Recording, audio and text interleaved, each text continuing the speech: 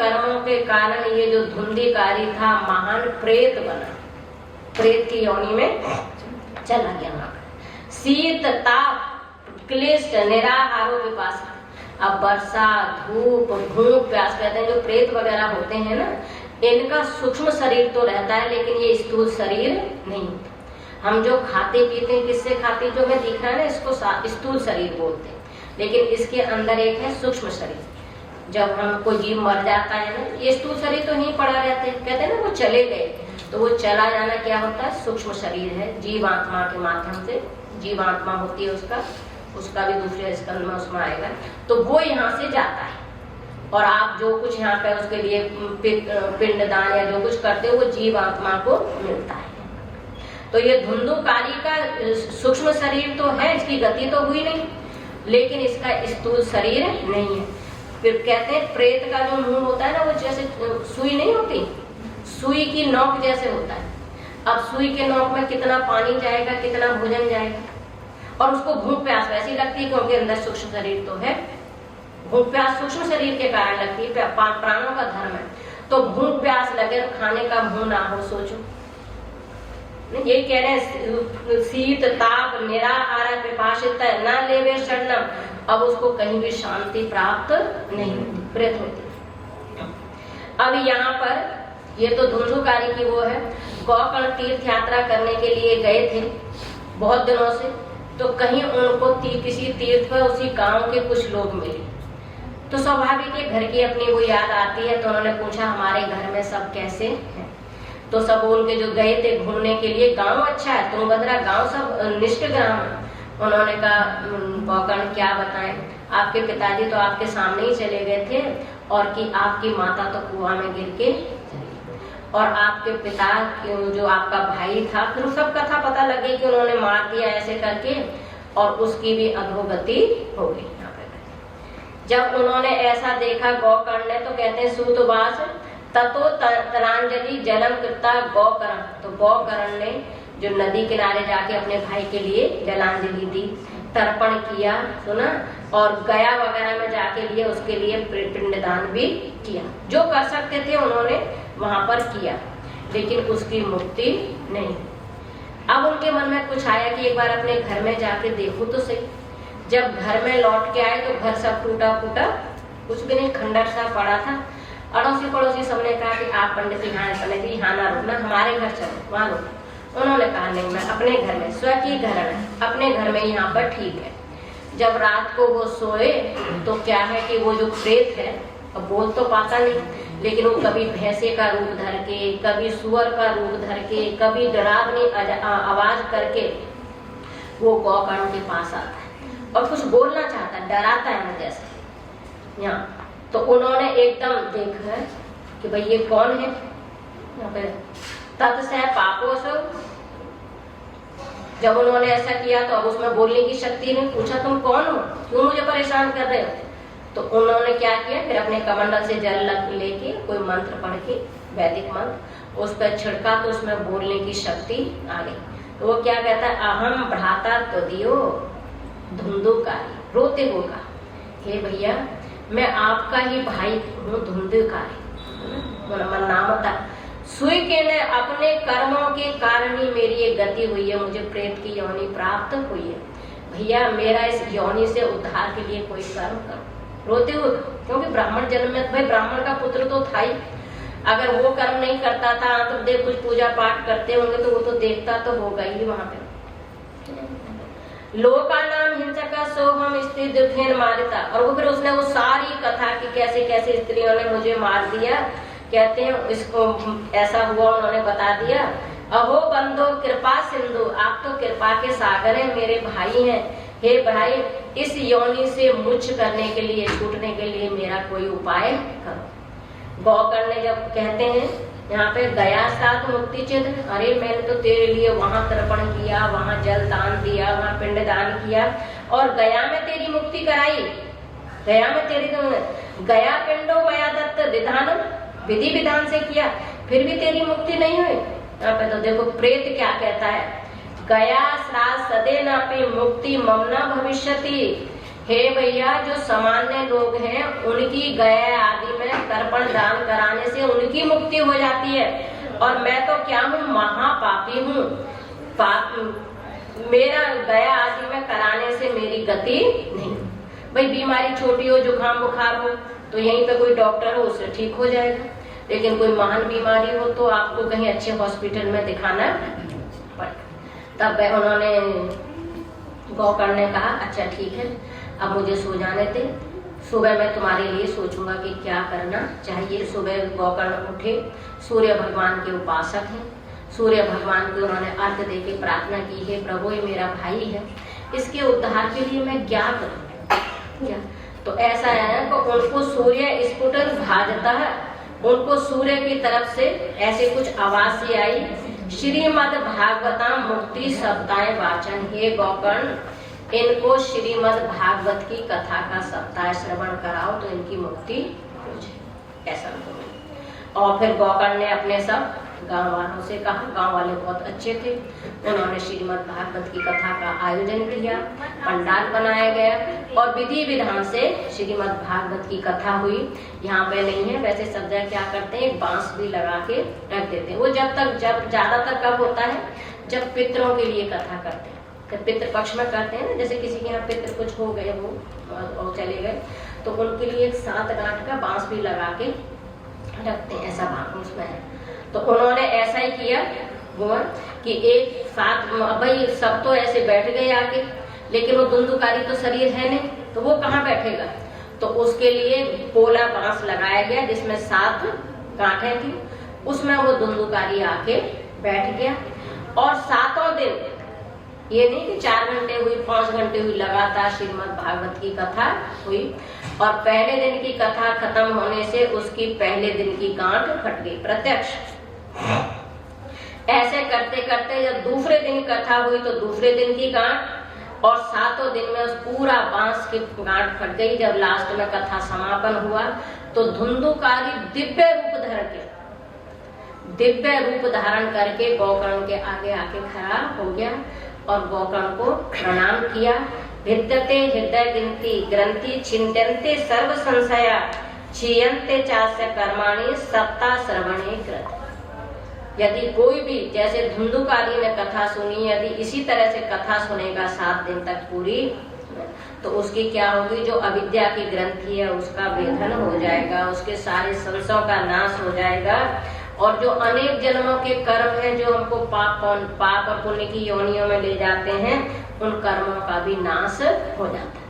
क्योंकि जब तक जीव रहेगा कर्म रहेंगे, कर्म रहेंगे तो जीव रहेंगे, जीव रहेगा तो जन्म होगा, और बार बार पुनरपि जननम पुनरपि मरणम, ये कथा कभी भी खत्म होती नहीं है।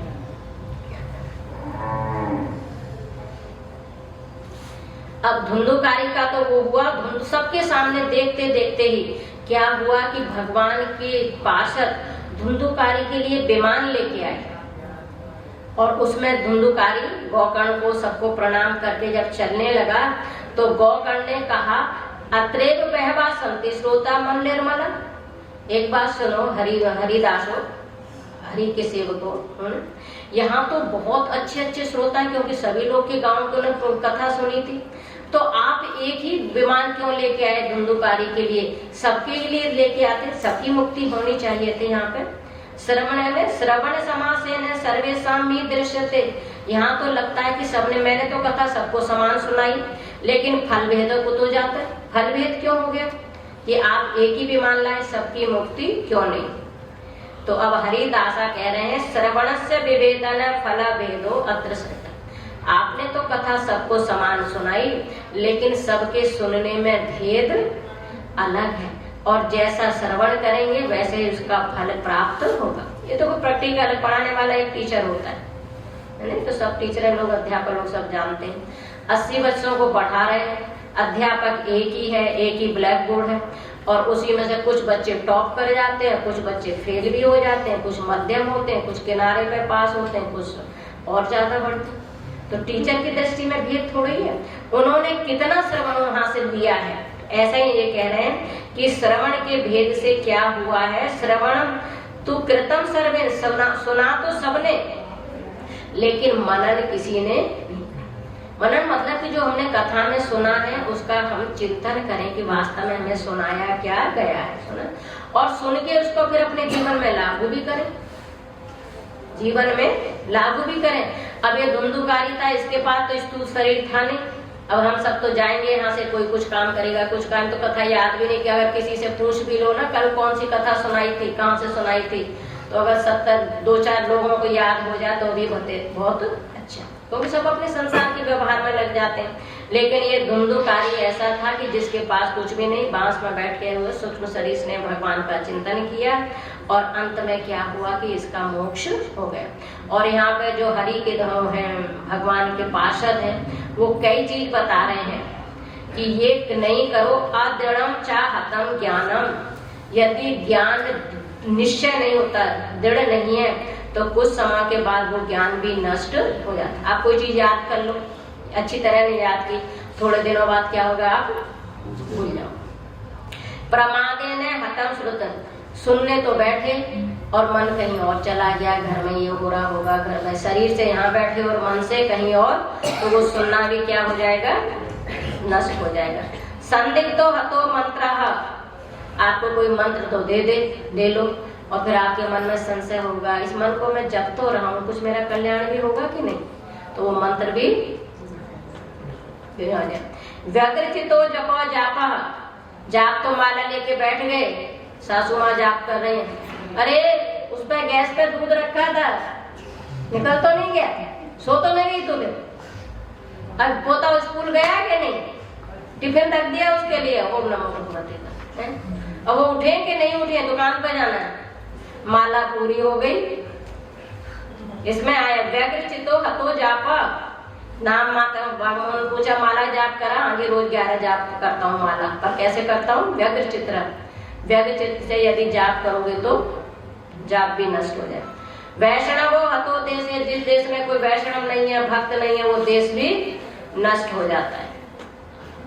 श्राद्ध अपात्र, यदि आप श्राद्ध तो कर रहे हो और अपात्र से श्राद्ध करा रहे हो तो वो श्राद्ध भी नष्ट हो जाता है। हता अश्रोत्रियम, श्रोत्रिय यदि अश्रोत्रिय है, अश्रोत्रिय मतलब कोई ब्रह्मनिष्ठ नहीं है, ज्ञानी नहीं है, यहाँ पे करके। दानम आचारम, यदि आपने दान तो दिया लेकिन कोई मतलब ऐसे किसी को दे दिया तो वो दान का फल भी मिलता नहीं। दान जिसको कहा गया शास्त्र में, उसको आप सेवा किसी भी कर सकते हो, भिखारी बैठे हो उनको आप 10-10 रुपए दे देते तो वो दान नहीं है, उसको दान मत समझना, वो तो आपने भिखारियों को पैसे देते। दान हमेशा ब्राह्मण को या गौशाला में या किसी जो वैसी है जो अनाथालय है ऐसे में दिया जाता है, वो दान कहलाता है। और क्या कहा है, आचारम कुलम, जिस किसी कुल में भी यदि आचारहीन संतान हो जाए, चरित्र भ्रष्ट संतान हो जाए, भी पढ़ाई ही तो नष्ट नहीं हो गया पूरा कुल, तो उनका कुल भी नष्ट हो जाता है। विश्वास और गुरु वाक्य से, गुरु की बात तो सुन ली लेकिन उसमें विश्वास ना हो, सुना, गुरु की बात हमेशा सुनो, उनका विश्वास करो। और स्वदीन भावना, अपने में कैसी दीनता की भावना होती, कहीं भी किसी से कुछ भी समझो, तुमसे कोई श्रेष्ठ है। देखो वस्त्रों में ये वस्त्र सबसे श्रेष्ठ माने जाते हैं। कोई भी आपके साथ, एक सुबह महात्मा आए थे, उनको भोजन कराया कि नहीं, दीदी वो दक्षिणा लेके चले, भोजन नहीं किया, कहाँ के थे इनकी बात। कोई भी महात्मा आए, कोई भी आए तो उसका सम्मान करना। देखो वस्त्रों में ये वस्त्र श्रेष्ठ है, ये मत सोचा करो कि वो वस्त्र में ये भजन करता है कि नहीं करता है, कि सिगरेट पीता है कि बीड़ी, वो पीते उसका कर्म जाने, आपको तो आपका फल मिलेगा कि नहीं मिलेगा, है ना? जो शास्त्र में बताया गया उसके हिसाब से करना चाहिए। इस तरह करके गौकर्ण की कथा हुई। फिर गौकर्ण ने फिर कहा कि भैया हमारे तो गांव वालों की भी मुक्ति होनी चाहिए। गौकर्ण ने फिर अपने दोबारा फिर कथा करी, फिर अपने गांव में फिर कथा करी उसी तरह की। और इस बार बहुत सारे विमान आए और इसमें लिखा है कि जैसे भगवान राम अपनी सारी प्रजा को लेके साकेत धाम चले गए थे, ऐसे गौकर्ण भी पूरी गांव की प्रजा के साथ वैकुंठ लोक धाम को चले गए। बोल श्रीमद् भागवत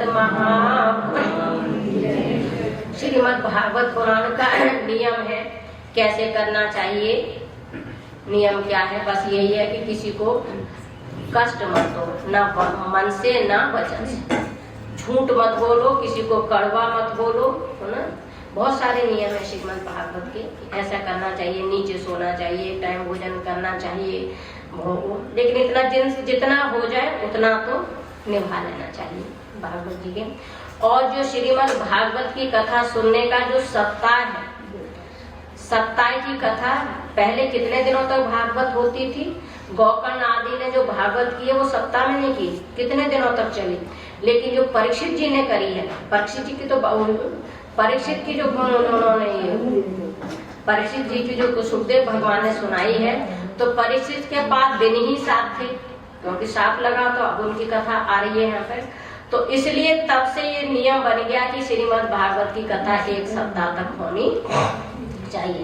जिसमें कहा दिन मासा नामो नियम नास्ति, कितने दिनों तक होनी चाहिए, कितने मास तक होनी चाहिए, ऐसा कुछ भी नहीं है। भागवत महीना तक खुद ही होती है, जैसा अपने समय की उसकी व्यवस्था होती है।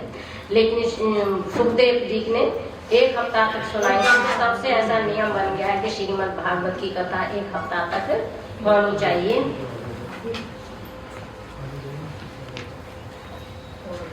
आगे आ जाओ थोड़ा सा।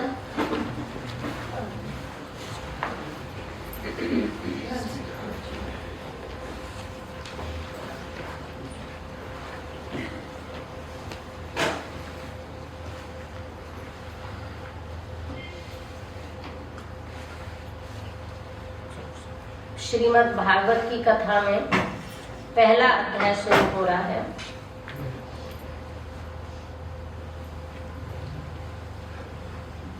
चेयर बाहर से ले आते।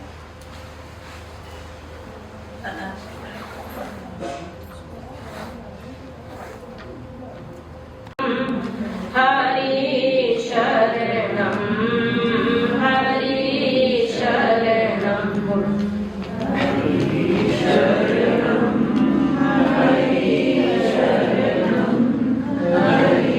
शरणम हरि शरणम हरि शरणम हरि शरणम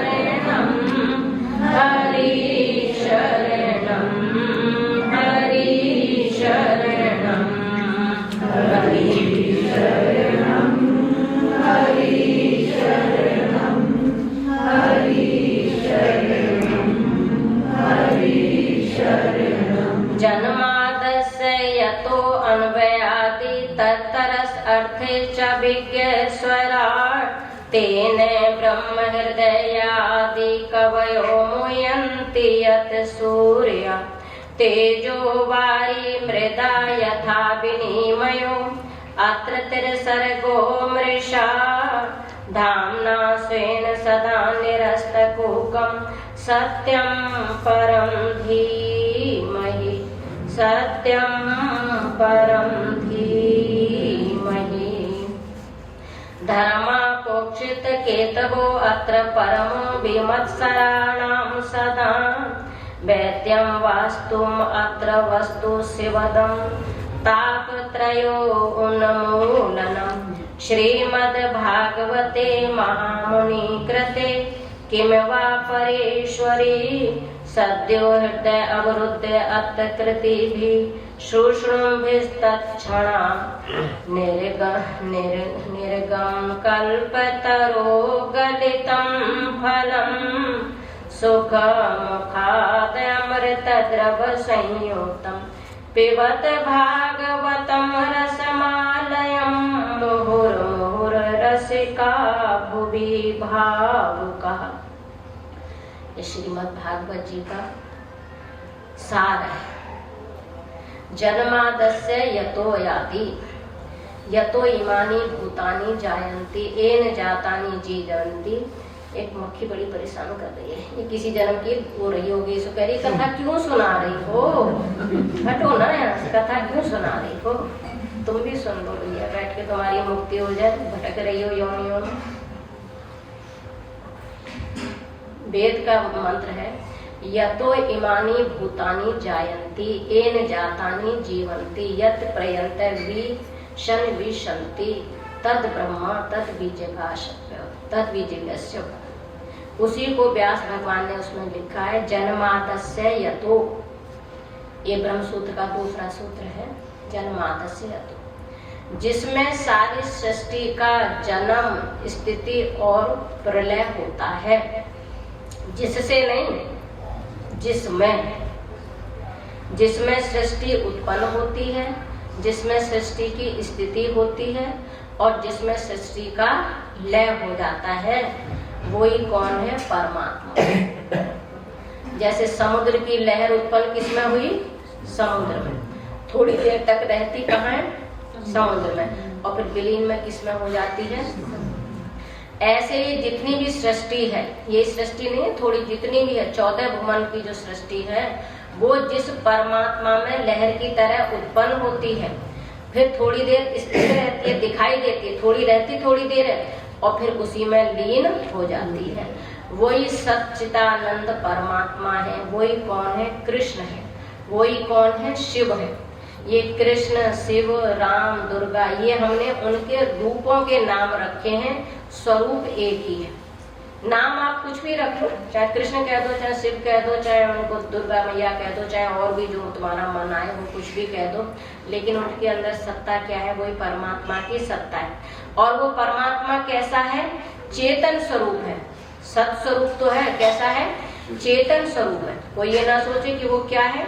जड़ है, क्योंकि जड़ वस्तु में कोई भी क्रिया नहीं होती। और वो परमात्मा आनंद स्वरूप है, क्योंकि जब तक किसी वस्तु में आनंद नहीं होता, जीव उसकी तरफ जाता नहीं है। लेकिन अज्ञान ये है कि हम उसको पहचान नहीं पाते। हमें भूख लगी, हमारा मन है रसगुल्ला खाने को, और रसगुल्ला खाया और हमको बड़ा आनंद आया, बड़ा आनंद आया, तो हम क्या समझते हैं कि ये रसगुल्ले में आनंद है।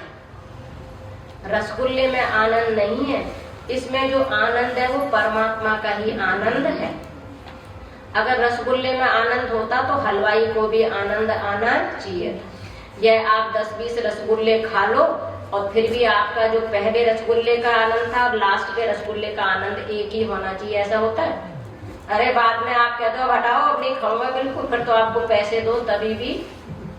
तो उसमें जो आनंद आ रहा है, हमने क्या समझा? ये वस्तु का विषय यही बंधन है कि हम जीवन में कोई भी आनंद ले रहे हैं ना, आनंद तो अभी आता है, वो आनंद किसका है? परमात्मा का, क्योंकि आनंद स्वरूप परमात्मा ही है, चेतन स्वरूप परमात्मा ही है ना। लेकिन हम उसको पहचान नहीं पाते, सबसे बड़ा बंधन है। क्योंकि हमारी दृष्टि क्या है? परांच खानी, हम बाहर की चीज को देखते हैं, बाहर के रूप और रंग को देखते हैं, लेकिन उसके अंदर जो बैठा हुआ है उसको नहीं देखते। वाकस्य वाण वाकम, इस वाणी में बोलने की शक्ति नहीं है, इसमें जो सत्ता दे रहा है वो कौन है? परमात्मा है। वही श्री कृष्ण है। उन्हीं का वर्णन श्रीमद् भागवत में कहा गया है। श्रीमद् भागवत में भगवान के और भगवान के भक्तों की ही कथा है, और कुछ नहीं। उसने ऐसे तपस्या करी, उसने ऐसा नियम किया, भगवान ने उसको आके दर्शन दिया या ऐसा किया, इस तरह कथा। ये श्रीमद् भागवत जी में उन्हीं भगवान की कथा है, लेकिन क्या है? इनको जान कोई नहीं पाता। तो वो जो परमात्मा है, उन्होंने अपना ये ज्ञान ब्रह्मा के हृदय में सबसे पहले दिया, ब्रह्मा को ये ज्ञान दिया। तेने ब्रह्म यद आदि कवयो, आदि के समय में उन्हीं नारायण भगवान ने ये ज्ञान ब्रह्मा को दिया। अभी सुबह पढ़ी थी ना, हमने पढ़ी थी अहमेवास में वाग्रे, इसे चतुर्श्लोकी भागवत है। सद असत पश्चात, चतुर्श्लोक में लिखी है ना, ये इसी का सार है। दूसरे स्कंद में आई कि मैं सृष्टि से पहले भी मैं ही था और सृष्टि के बाद में भी मैं ही हूँ, और जब सृष्टि के रूप में दिख रहा हूँ तो वो भी मैं ही हूँ। यही उपनिषद है, यही ज्ञान है, लेकिन हम पहचान नहीं पाते। और उस परमात्मा को सबको ज्ञान क्यों नहीं दिया? ब्रह्म को क्यों दिया? क्योंकि सभी उस ज्ञान के अधिकारी नहीं है, उसको जान नहीं पाते। और वो परमात्मा में सृष्टि कैसी है? तेजोवारी मृदा यथा विनिमयो, जैसे कि तेज, कभी आप जाओ सड़क पे या कहीं पे या राजस्थान में जाओ तो देखो, दिखा होता तो वहाँ रेत है, लेकिन दूर से आप देखो तो आपको कैसा लगेगा कि बहुत सारा पानी भरा है। वहाँ पानी है लेकिन फिर भी दिखाई दे रहा है। बिल्कुल ऐसे ये संसार है। तेजो और कई बार क्या होता है कि कहीं पानी नहीं होता, पानी दिखाई देता है, और कहीं पानी होता है तो वो हमें पानी की तरह दिखाई नहीं देगा। तेजो वारी मृदा यथा विनिमो, कहीं जल है तो हमें सूखा दिखाई देता है, कहीं सूखा है तो वो जल दिखाई देता है। इस तरह विनिमय। अत्र तिर सर्गो मिर्षाः, ये यहाँ पर तीनों जो अवस्था है, जैसे अभी हम कौन सी अवस्था में बैठे हैं, जागृत में। रात को जब सो जाएंगे तो वो होता है स्वप्न, और जब गहरी नींद में सो जाते हैं तो उसको कहते हैं सुसुप्ति। उसको सुसुप्ति। हमको ये भी नहीं पता, हमको ये भी नहीं पता कि हम तीन तीन अवस्थाओं से गुजरते हैं, पर हमें क्या है कि स्वप्न को और सुसुप्ति को तो हम ध्यान देते नहीं, और जागृत को मानते हैं सत्य। सबसे बड़ा बंधन ये है कि हम जागृत को सत्य मानकर चलते हैं। क्यों सत्य मानते हैं? क्योंकि जो चीज कल देखी थी वो आज हमें दिखाई दे रही है। कल भी हमने अपने पिताजी को देखा था और आज भी दिखाई देता है, लेकिन सचमुच मानना, जो कल पिताजी थे वो आज नहीं है। इसको बायोलॉजी वाले अच्छी तरह समझ सकते हैं और कोई ज्ञानी समझ सकता है, क्योंकि दिन पे दिन से। अच्छा, आपको किस दिन आप बता सकते हो कि मैं किस दिन बुढ़ा हुआ? कोई डेट पता है? जन्मदिन की नहीं, ओल्ड डे की, यंग डे की बता दो। आप किस दिन जवान हुए? कोई बता सकता है? आप किस दिन बूढ़े होने शुरू हुए? बताओ। 50-60 का मतलब नहीं है, 50 वो तो संघ की तरफ से। हम रोज बूढ़े हो रहे हैं, बच्चा रोज जवान हो रहा है, और हम रोज नहीं, हर क्षण बूढ़े हो रहे हैं, हर क्षण मृत्यु की तरफ जा रहे हैं। और सचमुच तो 100% तो ये सही है कि हमें जन्मदिन का भी नहीं माना। आप किसके जन्मदिन को मनाते हो? जब बच्चा गर्भ से बाहर आता है। पेट में बच्चा था कि नहीं? इंजेक्शन किसको लगवाते हो? डॉक्टर को किसको दिखाने जाते हो? अल्ट्रासाउंड किसका कराते हो? बच्चा नहीं है पेट में, पेट में बच्चे का कराते हैं, डॉक्टर देख के बता देता है ऐसा ऐसा ऐसा कराते नहीं। यानी वो पेट में है, तो यानी है वहां पे, तो जन्मदिन पेट में आने के बाद, बाहर आने के बाद क्यों मनाते हो? क्योंकि हम जानते नहीं जो गर्भ में कब आया है। गर्भ में आने की डेट कोई भी नहीं बता सकता, डॉक्टर भी अपना गैस लगाते हैं, कुछ और उस चक्र से बताते होंगे, लेकिन बच्चा किस दिन पेट में आया ये कोई भी नहीं बता सकता। और आपको बताएं, शास्त्रों में ऐसा आया उपनिषद में कि सबसे पहले तो बच्चा जो होता है पिता के गर्भ में आता है, पिता के शरीर में सप्तम धातु के रूप में आता है, और वो कब आ गया उसको कोई भी नहीं जान सकता। माँ के गर्भ में तो एक जगह निश्चित है कि वहां पे आना है, तो उसका कुछ सिस्टम दिखाई देते तो कहते हैं कि बच्चा है, लेकिन पिता के शरीर में पूरे रूप से शक्ति के रूप में व्याप्त होकर रहता है, तो कौन बता सकता है कि कहाँ पर है। और तैत्तिरीय उपनिषद में तो ऐसा भी आया कि हो सकता है कि बच्चे बाप अभी पैदा हुआ हो और जब से उसने अन्न खाना शुरू किया हो, क्योंकि अन्न के माध्यम से जीव पिता के गर्भ में जाता है, तो वो तभी पिता के गर्भ में चला गया हो। जब पिता का शरीर बड़ा होगा, उनका शादी होगी, तब उस समय पे उनकी पत्नी के उसमें जाएगा। तो ये सब हमारी, हमें ये नहीं कह रही कि जन्मदिन नहीं मनाओ, लेकिन निश्चित किसी का भी जन्मदिन नहीं, बल्कि मैं सोचती हूँ जन्मदिन इसलिए, मरण दिन तो निश्चित है, तो मनाना है तो मरण दिन मनाओ, कि जैसे उसका मरण दिन आया वैसे मेरा भी आने वाला है, तो कुछ संसार से वैराग्य होगा। जन्मदिन मना रहे हैं, मतलब अंडे का केक खा रहे हैं और गंदे संदे होटल में जाकर उल्टा खा भी रहे, खिला रहे, खोपड़ी खराब हो गई। व्यवहार में जो कुछ करते करते, लेकिन शास्त्र के हिसाब से बिल्कुल। अरे मरण तो मुझे दिखाई दे रहा है कि आज मेरी माँ मर गई, उसे मनाऊं तो मैं भी मरने के लिए तैयार हूँ, और भी सब लाइन में लगे हैं, और लाइन को यहाँ नंबर सीरियल वाइज नहीं आता, यहाँ बीच में से भी नंबर आ जाता, हो सकता है पीछे वाला का ही नंबर पहले आ जाए। तो ना ऐसा बैराग करके रखना चाहिए। दूसरा कोई मर गया उसके लिए कोई नहीं रो रहा, उसके लिए क्या रो रहे हो, वो तो मर गया चला गया। अपने लिए रो कि आज जैसे मैं उसके लिए रो रही हूँ, कल के लिए मेरे लिए भी रोएंगे, मैं कुछ कर लूँ। मनुष्य शरीर प्राप्त हुआ है, कुछ आगे के लिए कुछ यहाँ से ले जाए, झोली भर के जाए, झोली खाली ना जाए। इसी का ज्ञान श्रीमद् भागवत में है, यही ज्ञान कथाओं के माध्यम से है।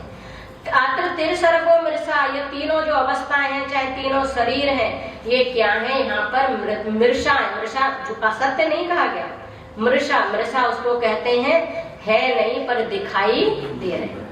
पहले हमारे जो बुजुर्ग लोग हैं उन्होंने देखे होंगे कि वो दिखाने आते थे नहीं, जादूगर नहीं आता था पहले, छोटे में जो पहले जादूगर लोग आते थे, और वो क्या करते थे, ऐसे यूं करके उन्होंने ऐसे हाथ किया और गिलास लोटे को यूं किया और उसमें से दूध निकलना शुरू हो गया। कई बार हाथ में ऐसे छड़ी की और यहाँ पेड़ हो गया। हाथ पे पेड़ उग सकता है क्या? लेकिन पेड़ दिखाई दे रहा है कि नहीं दे रहा है? इसको बोलते हैं मृषा, कि है नहीं और पर दिखाई दे रहा है। और उसमें हमने ये नहीं करना कि नेगलेक्ट कर देना है, उसमें हमने व्यवहार करना है। मृषा का मतलब है कि वहां पे हमने उसकी तरह व्यवहार करना। ये व्यवहारिक सत्ता बोलते हैं साथ में, पारमार्थिक सत्ता नहीं है। तो वही कह रहे हैं कि ये तीनों सर्ग, तीनों अवस्थाएं, तीनों शरीर क्या है? मृषा है।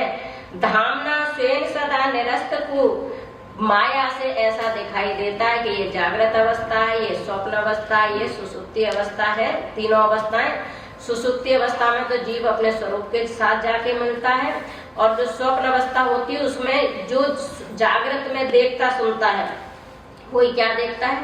रात में। अब जैसे आप लोग भागवत सुन रहे हो, अगर ढंग से सुनोगे तो आपको रात में भी ऐसा लगेगा जैसे मैं भागवत सुन रहा हूँ, लेकिन वहाँ सचमुच भागवत है। ये इतना बड़ा माइक और स्टेज भागवत उसमें सपने में आ सकता है? इतना बड़ा शरीर स्वप्न में आ सकता है? वो संस्कार है, मन से क्या होता है? संस्कार से पूरा वो बन जाता है यहाँ पर। तो ऐसे ही क्या है, लेकिन क्या है, हम ये तो सब कुछ हमें माया से दिखाई दे रहा है। निरस्त कूकम सत्यम परम धीमहि, जो माया का अधिष्ठान है, माया जिसमें कल्पित है, जिसमें ये तीनों अवस्थाएं कल्पित हैं, वो परमात्मा कैसे हैं? सत्य स्वरूप है। उन परमात्मा को हम अपनी बुद्धि में धारण करें। ये ना वेद का ब्रह्म सूत्र का मोह है, तो ये बड़ा कठिन है, और ये तो मैं ऊपर से बता रही हूँ, मैंने तो गहरे में तो बहुत वो है उसमें करके। इसी का वर्णन क्या कहा श्रीमद् भागवत में किया गया है ये। और ये किसके लिए? अत्र प्रोजित केतवो अत्र धर्म, इसमें जो श्रेष्ठ धर्म है, 4 पुरुषार्थ होते हैं जीव के, धर्म, अर्थ, काम और मोक्ष। तो परम जो पुरुषार्थ है वो क्या है? मोक्ष। और मोक्ष किससे प्राप्त होता है? धर्म से। धर्म से मोक्ष की प्राप्ति होती है। और बीच में 2 है, अर्थ और काम। अर्थ माने धन, धन तो हो लेकिन किसके लिए हो? धर्म के लिए हो। अर्थ को इधर नहीं ले जाओ, काम की तरफ, किसकी तरफ ले जाओ? धर्म की तरफ। अर्थ हो, लेकिन अर्थ से आप धर्म कमाएंगे तो आपके अर्थ का सदुपयोग हो जाएगा। और अर्थ से यदि भोग करोगे तो क्या हो जाएगा? आप नरक की ओर चले जाओ। भाई आपके पास बहुत सारा पैसा है और आप उससे कोई धार्मिक काम करते हैं तो लोगों का भी कल्याण होगा और आपकी भी वो होगा। और उससे क्या करेंगे? आप बढ़िया सा भोग भोगेंगे, उल्टे सीधे काम करेंगे, तो उससे उस समय तो अच्छा लगेगा, लेकिन वो कहाँ ले जाएगा? आपको नरक में ले जाएगा। तो धर्म है किसके लिए? मोक्ष के लिए। अर्थ किसके लिए है? धर्म के लिए। और काम किसके लिए है? अर्थ के लिए। और ये श्रीमद् भागवत जी कथा, जो भागवत महापुराण है, ये महामुनि व्यास जी भगवान ने इसको संकलित किया है। और जब लोग इसको सुनते हैं तो सुनने से, श्रीमद् भागवत के सुनने से क्या है, यदि कोई श्रद्धा प्रेम भक्ति से सुनता है तो सुनते सुनते ही उसके मन में, उसके अंदर हृदय में भगवान आके अवरुद्ध हो जाते हैं, भगवान करते हैं। और ये कैसा? निगम कल्प तरु गलितम फलु, वेदों का ये गला हुआ फल है। निगम कहते हैं वेदों का, जो कल्प रूपी वेद है उसका गला हुआ फल है। और कैसा है? मीठा है। मीठा कैसे पता लगा? क्योंकि जो फल होता है ना, उस पर यदि तोता थोड़ी चोंच मार दे, पेड़ पे पहले फल लगते थे ना, तो हम लेते थे उस तोता का, कौन सा, तो तोता उसका ही चोंच मारता है, जो कैसा होता है? पका होता है। और ये श्रीमद् भागवत परंपरा से प्राप्त हुआ है, परंपरा से प्राप्त हुआ है। ऐसा नहीं कि किसी ने भी अपनी मन से उठाया और उसको कह दिया, अपनी किसी की परंपरा नहीं है, इसलिए सनातन है। नहीं तो मैं क्या करूँ, 4 बात सुन लूं और अपना एक धर्म अलग से चलाना शुरू कर दूं। जय जयकार तो कहीं भी हो जाती है।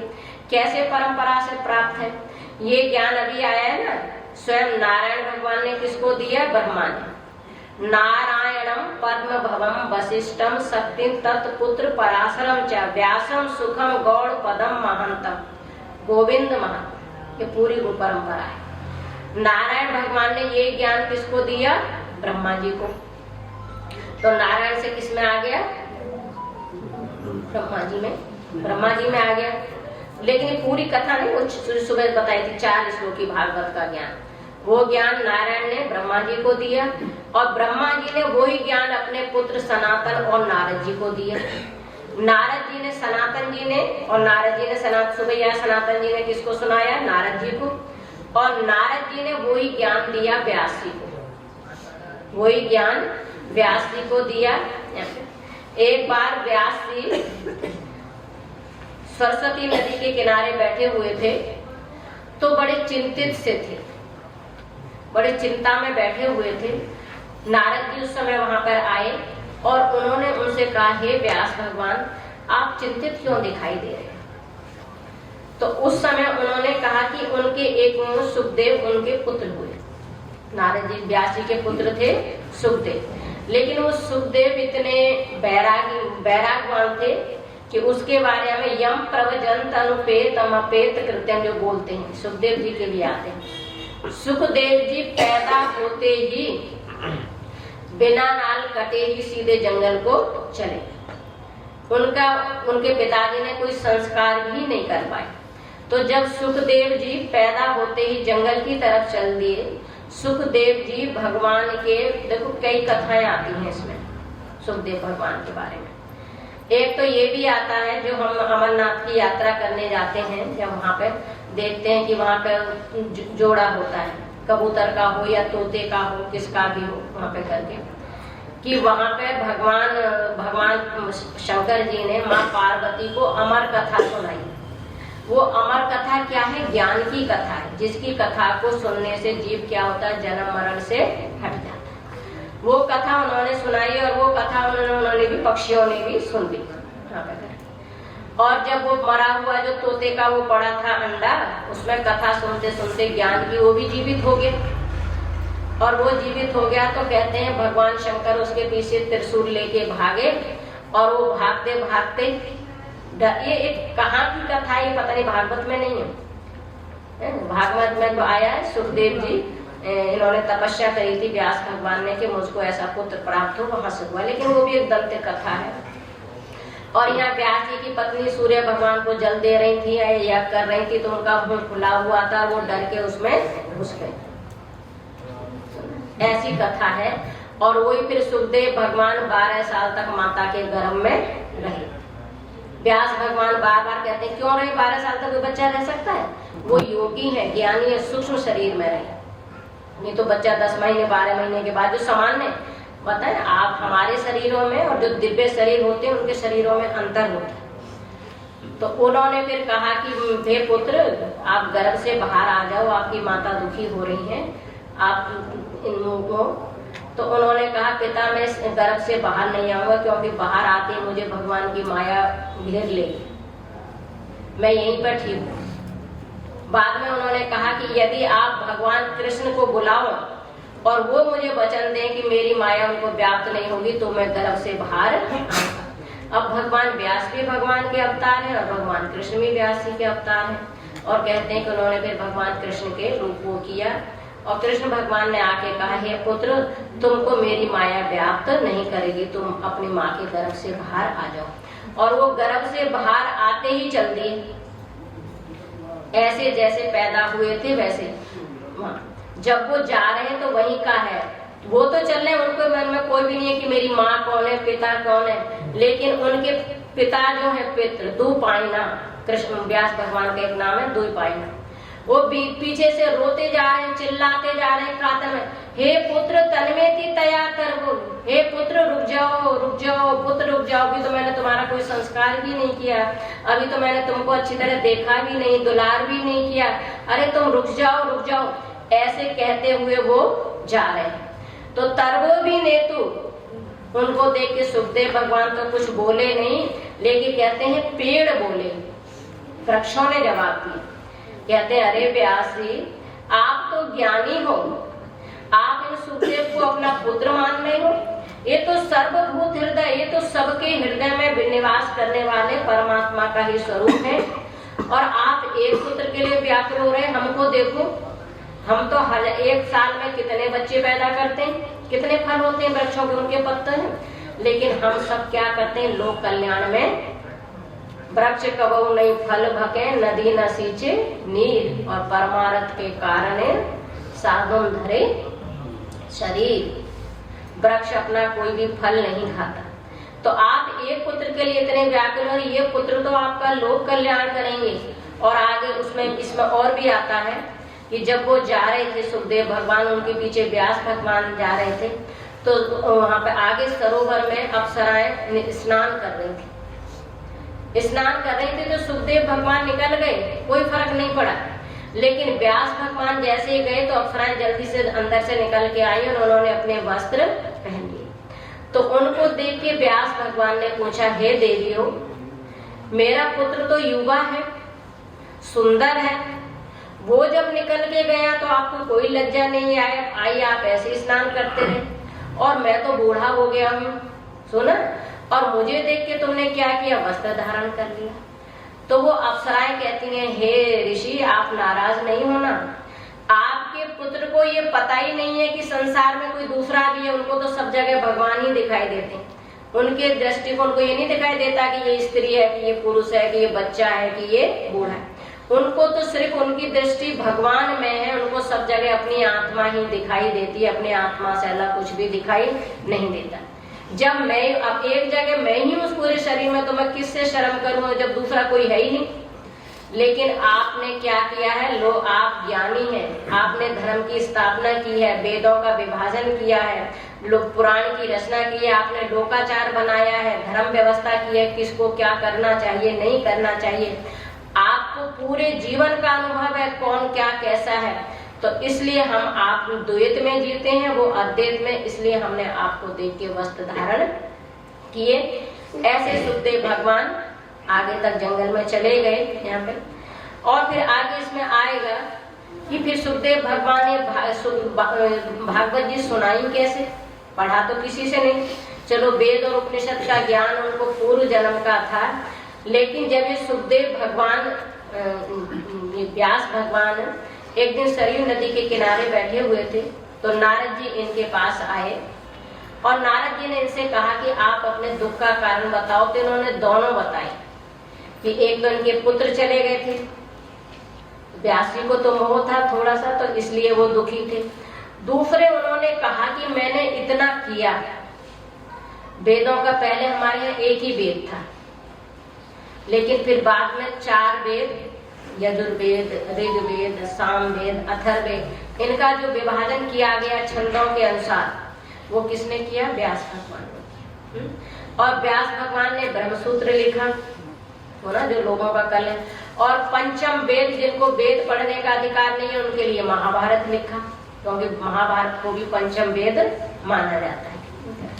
और भी वेद में महाभारत की समझ में भी नहीं आए तो भगवान ने लोक कल्याण के लिए ये पुराण लिखे। इतना वो किया, लेकिन फिर भी उनको ऐसा लगा कि मैंने अभी वो नहीं किया जिसके करने से सारे लोगों का कल्याण हो। तो नारद जी मैं इसलिए दुखी हूँ, मैं इसलिए दुखी हूँ।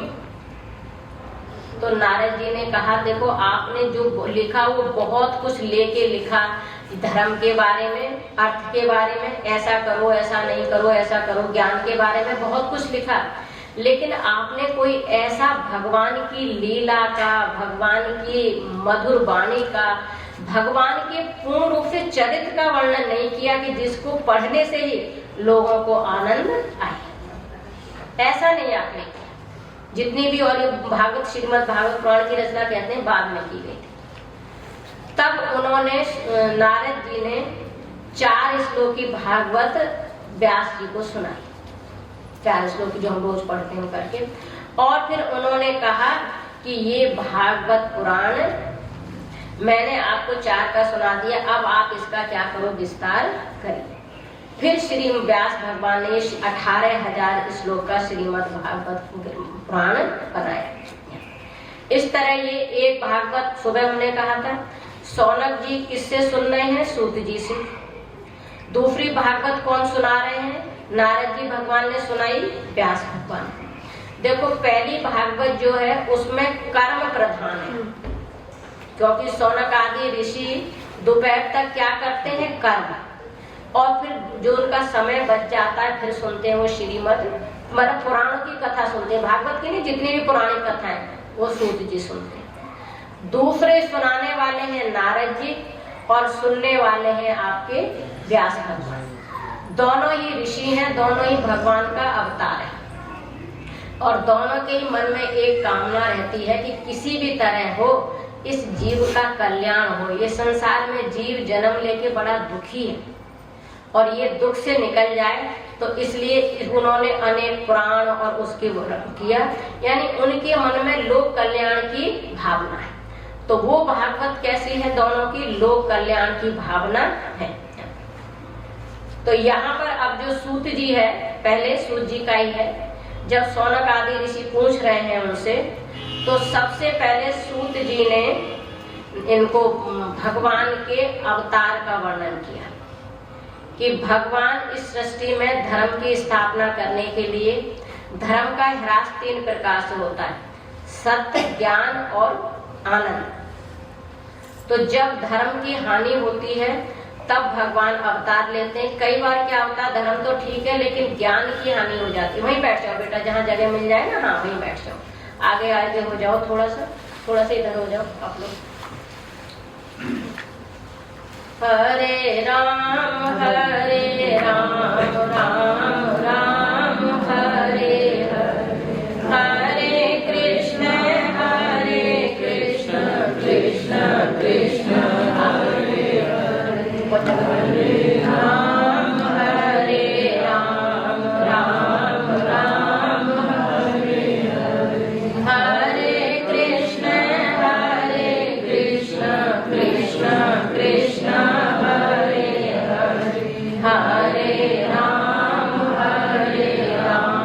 राम राम हरे हरे, हरे कृष्ण कृष्ण कृष्ण हरे हरे। बोल श्री कृष्ण भगवान की जय। श्रीमद् भागवत जी में भगवान के 24 अवतारों का वर्णन है। कई बार ये आया है, जब भी कथा हर जिसमें किया है तो भगवान के अवतार का वर्णन किया है। 22 अवतार तो भगवान के बहुत विस्तार से वर्णन किए गए हैं श्रीमद् भागवत कथा में। 23 अवतार हो गए हैं, 4था अवतार बाद में होगा, कल की अवतार उन्हीं अवतारों का है। तो सब अवतारों का भगवान के जो अवतार है उनको सुनना और जय बोलना भी पूरी श्रीमद् भागवत की कथा का ही श्रवण है। पहले इसमें कहते हैं, पहले सबसे पहला जो भगवान का अवतार है वो है भगवान का कौमार सर्ग में भगवान ने जो प्रथम 4 हैं, सनत सनत सनातन सनंदन, इनके रूप में अवतार लिया। बोल सनक आदि ऋषियों की जय। दूसरा भगवान छोटे छोटे उसमें दिया है, ये सूत जी सौनक आदि को सुना रहे हैं, बाद में फिर विस्तार से भी आएगा।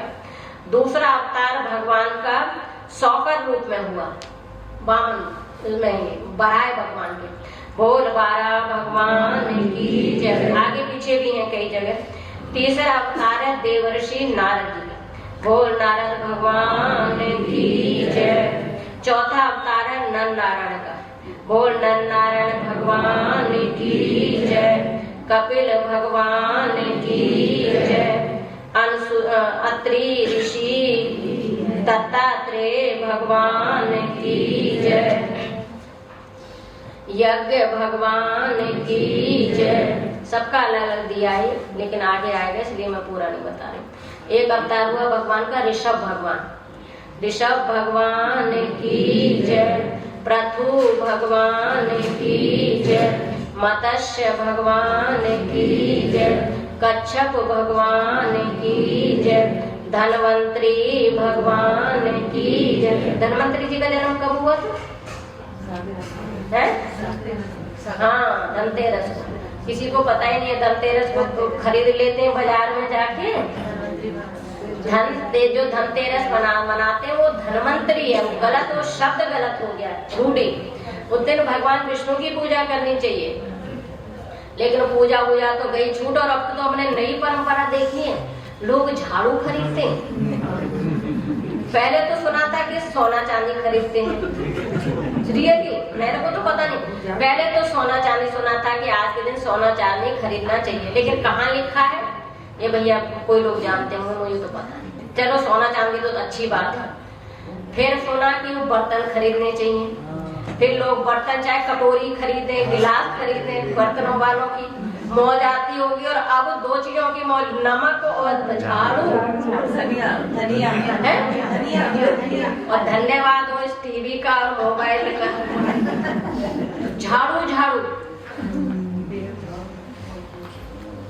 झाड़ू का क्या अर्थ है पता नहीं है, लेकिन वास्तव झाड़ू को लक्ष्मी मानते हैं। लक्ष्मी आती है कर्मों से, झाड़ू खरीदने से आ जाती है। पहले सबसे ज्यादा वो दुकानदार बेचता ही क्यों? क्योंकि उसके यहाँ तो ढेर सारी लक्ष्मी होती। जिसके साथ तुम्हारे पास तो एक झाड़ू है और वो तो 100 लिए बैठा है। तो लक्ष्मी स्टैंड पे 20 झाड़ू रखते थे, हमारी दुकान ही बंद हो गई।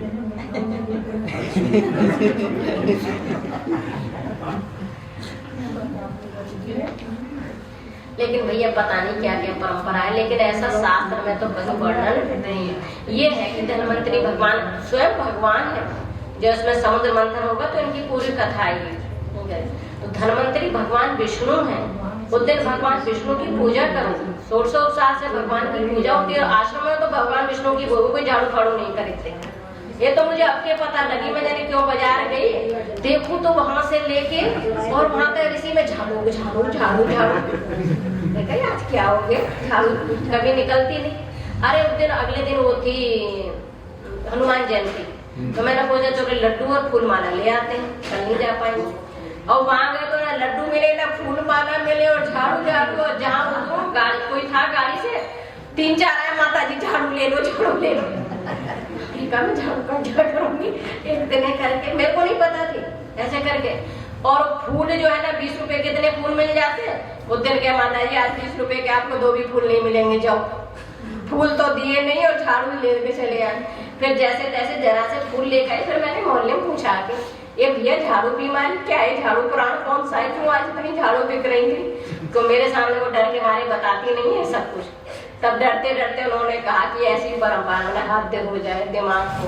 कोई कल को कहेगा ना कि मिट्टी रख लो तो मिट्टी बिकेगी बाजार में, बिकेगी, देख लेना एक दिन। ये टीवी की मोबाइल क्या करा दे, जैसे आजकल कल कह रही थी वो सैंजन का किसी भी चीज। मैं तो कहते भैया तुम करवा दो कुछ ऐसा मोबाइल लेकर, तो देखना क्या वो होगा। पब्लिक है ना पागल है, पागल है, बुद्धि से काम नहीं लेती। इसको बोलते हैं शीफर्ड गति। एक भेड़ जहाँ चलेगी ना, वो भेड़ आगे की कुएं में गिर जाए तो पीछे के सारे खोपड़ी की बुद्धि का यूज नहीं करते। चलो खूब झाड़ू खरीदो, पर झाड़ू हमारे भाग्य में मत चढ़ा देना के लिए उसी लक्ष्मी तुम्हारी यहाँ झाड़ू। यहाँ पैसे चढ़ेंगे सुनो। कोई सोचे कि लक्ष्मी जी आपको चढ़ा दे, 10 रुपए की झाड़ू खरीद लाए।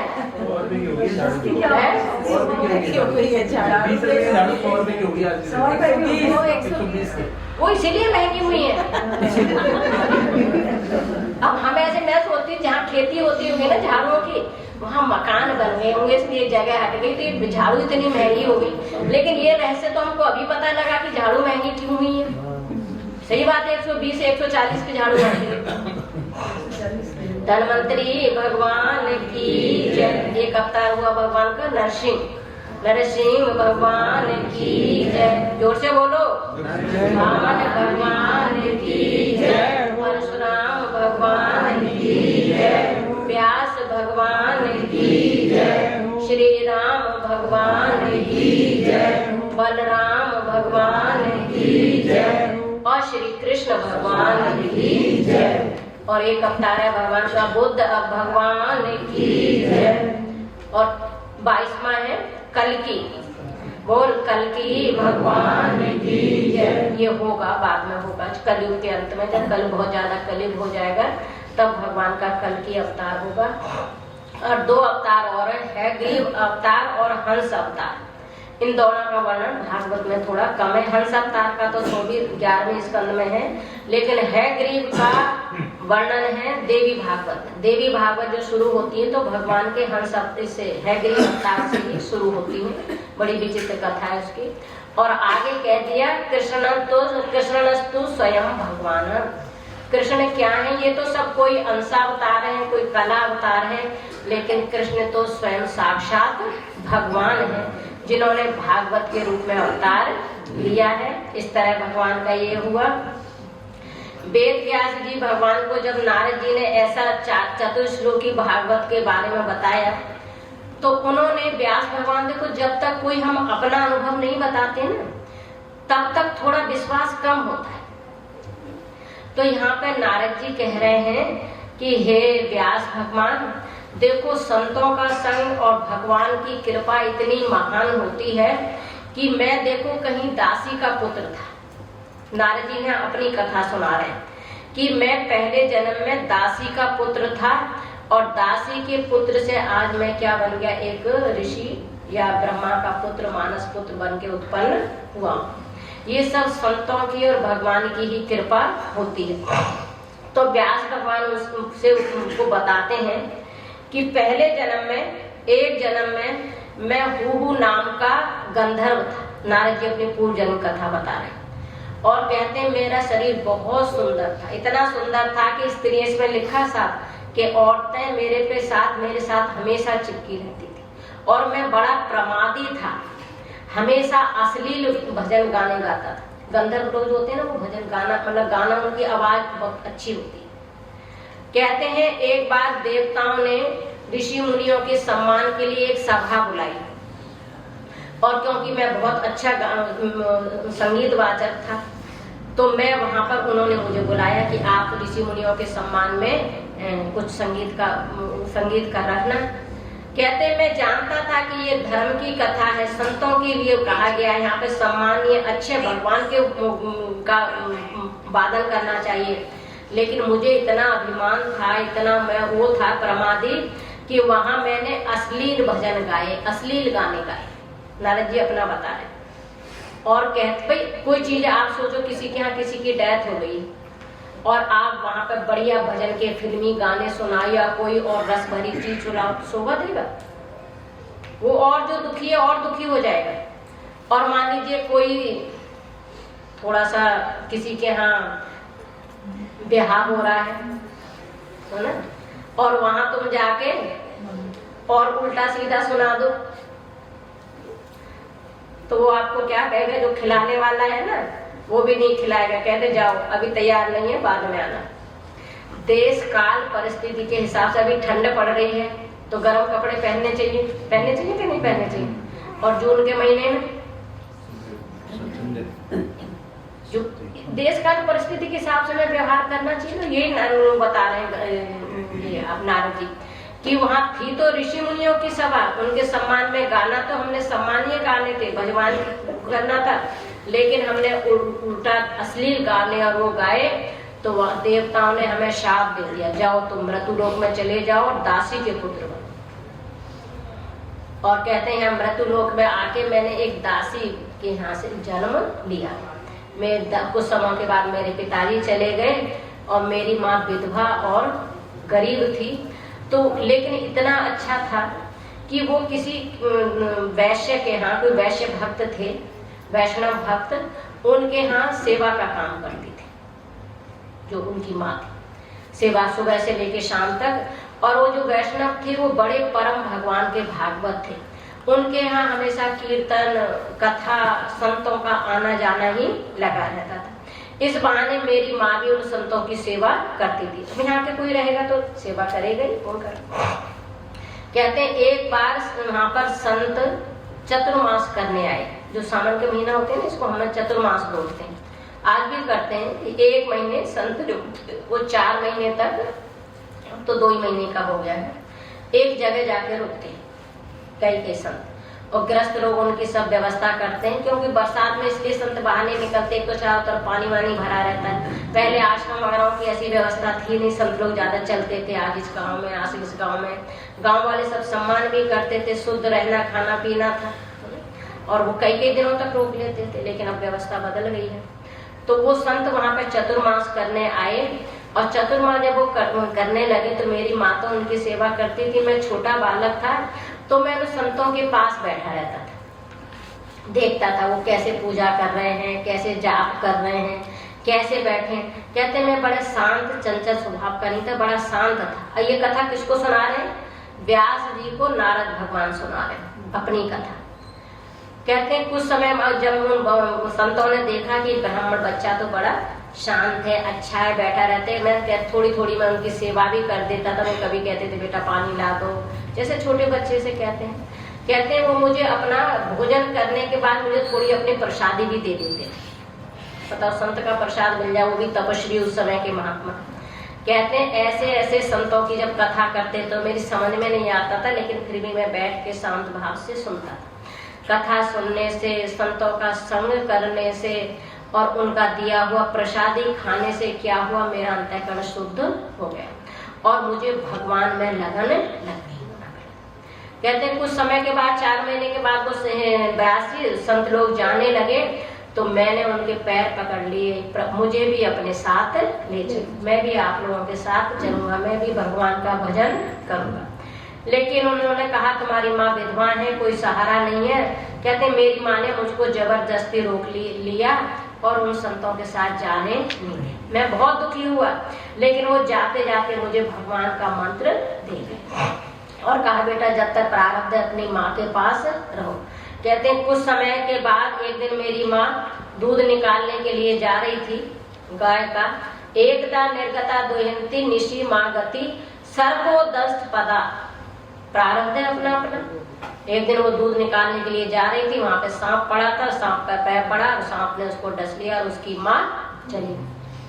कहते हैं मुझे मेरी माँ के मरने का दुख नहीं हुआ, बल्कि सुख हुआ कि एक मेरे बंधन था भगवान के भजन में, वो भी भगवान ने पूरा कर दिया। कहते हैं मैंने माँ का जो क्रियाक्रम लोगों ने बताया वो किया और फिर मैं भगवान का भजन करने के लिए जंगल में चला गया। कहते हैं मैंने वहां बहुत दिनों तक भगवान का भजन किया, बहुत दिनों तक, लेकिन मुझे भगवान के दर्शन नहीं हुए। एक दिन जब मैं भगवान की याद में ध्यान करते करते रोने लगा तो भगवान ने मुझे दर्शन दिए और फिर मुझसे कहा हे नारद, इस जन्म में अब आपको दोबारा हमारे दर्शन नहीं होंगे, लेकिन इस भजन के प्रभाव से तुम इसी तरह भजन करते रहो तो अगले कल्प में तुम ब्रह्मा जी के मन से उत्पन्न होगे और उस समय तुम्हारी अबाध गति होगी और तुम पर भागवत होगे। हमारे कहीं भी जहाँ भी जाना चाहोगे वहां पर जा सकते हो।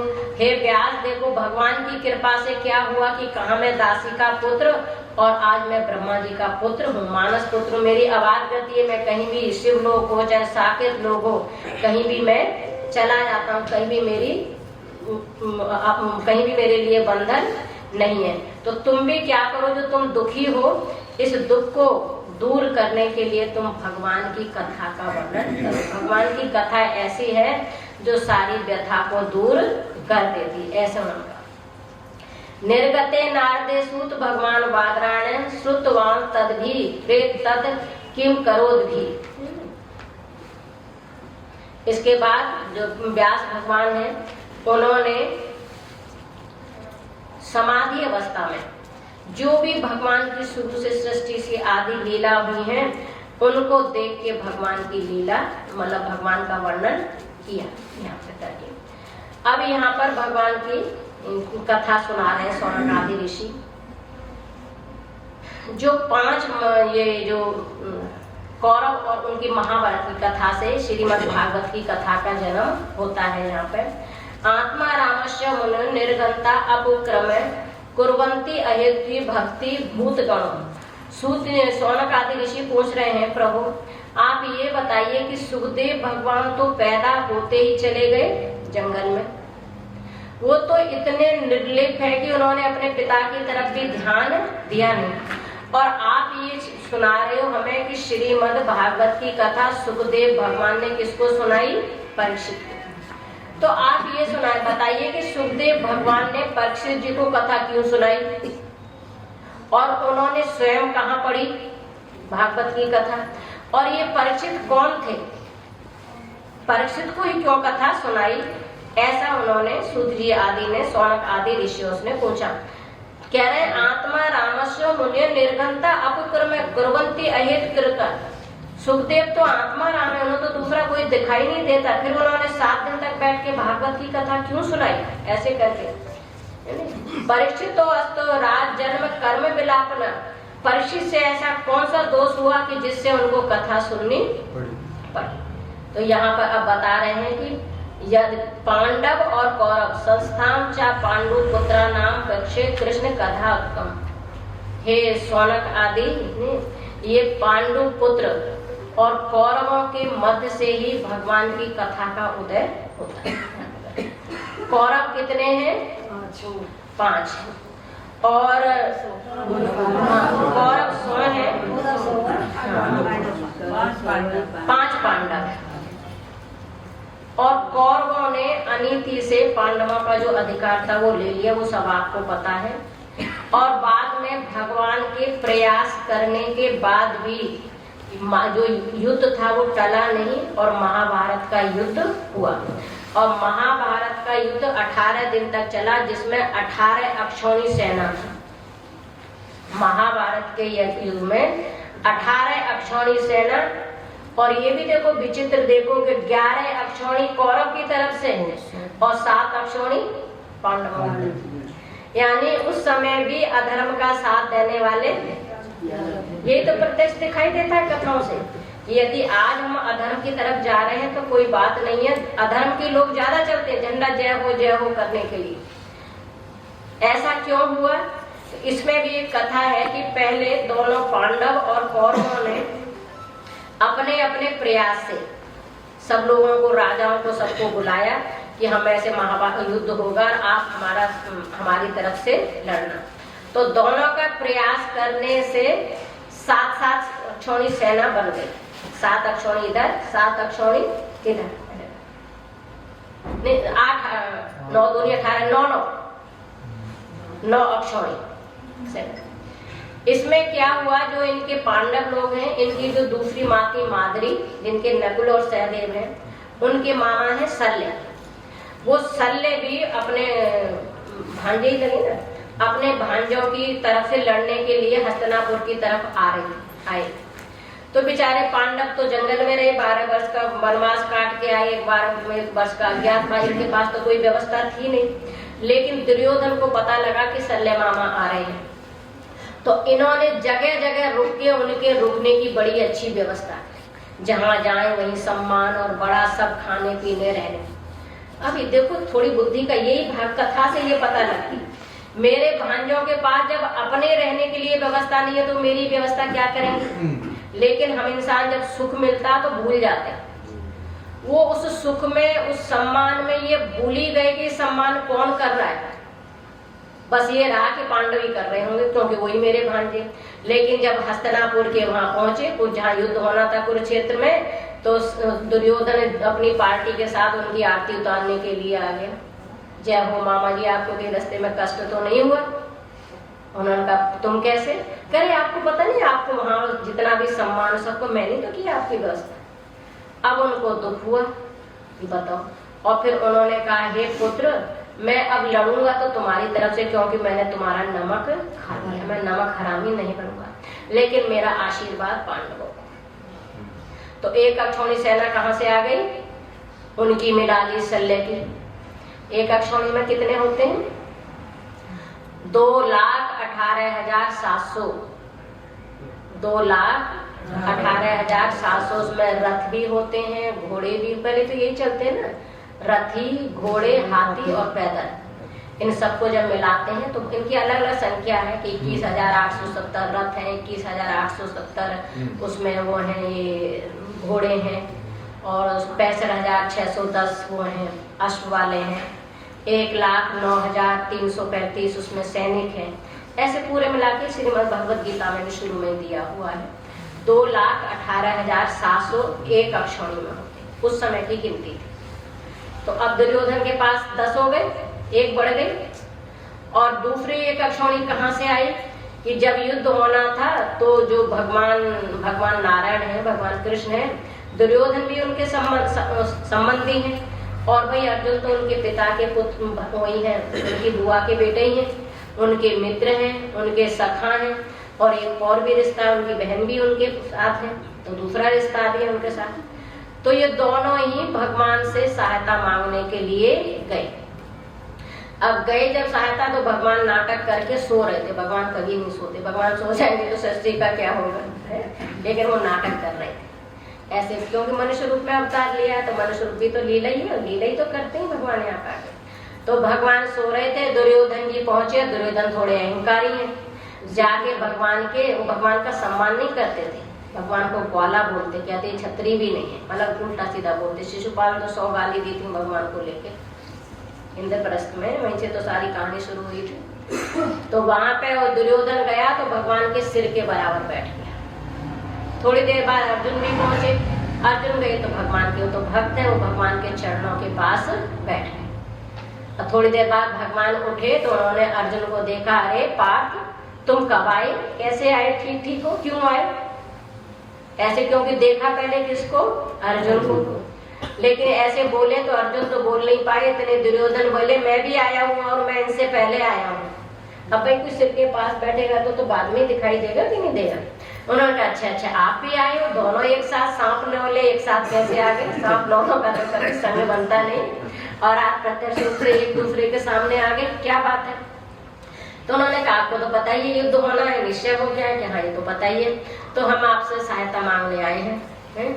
उन्होंने कहा ठीक है भाई, मैं सहायता करूंगा और दोनों का ही करूंगा, और एक शर्त है, क्या है, एक तरफ मैं अकेला। देखो ये हमने कहा ना, हर कथा से उसका थीम समझना क्या है, दुर्योधन का समझा। अब यहाँ पे कि भगवान क्या कह रहे हैं, एक तरफ मैं अकेला और मैं उसमें महाभारत के युद्ध में हथियार नहीं उठाऊंगा, और एक तरफ भगवान की जो सेना थी उसका नाम था नारायणी सेना, एक तरफ मेरी एक अक्षौणी नारायणी सेना। तो दो चीज हो गई, एक तरफ भगवान अकेले, एक तरफ नारायण।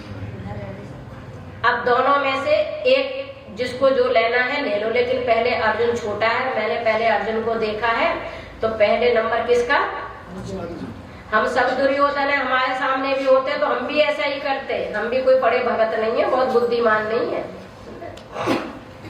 अभी कोई कथा में मिल जाए ना, भागवत आता है, तक्षक को रोक लिया था जब परिस्थित करने, उन्हें धन दे दिया इतना सारा कश्यप ब्राह्मण को, नहीं तो वो ठीक कर देता परीक्षित को, उसने ढेर सारा धन दे दिया और वो रास्ते से लौट के चले गए।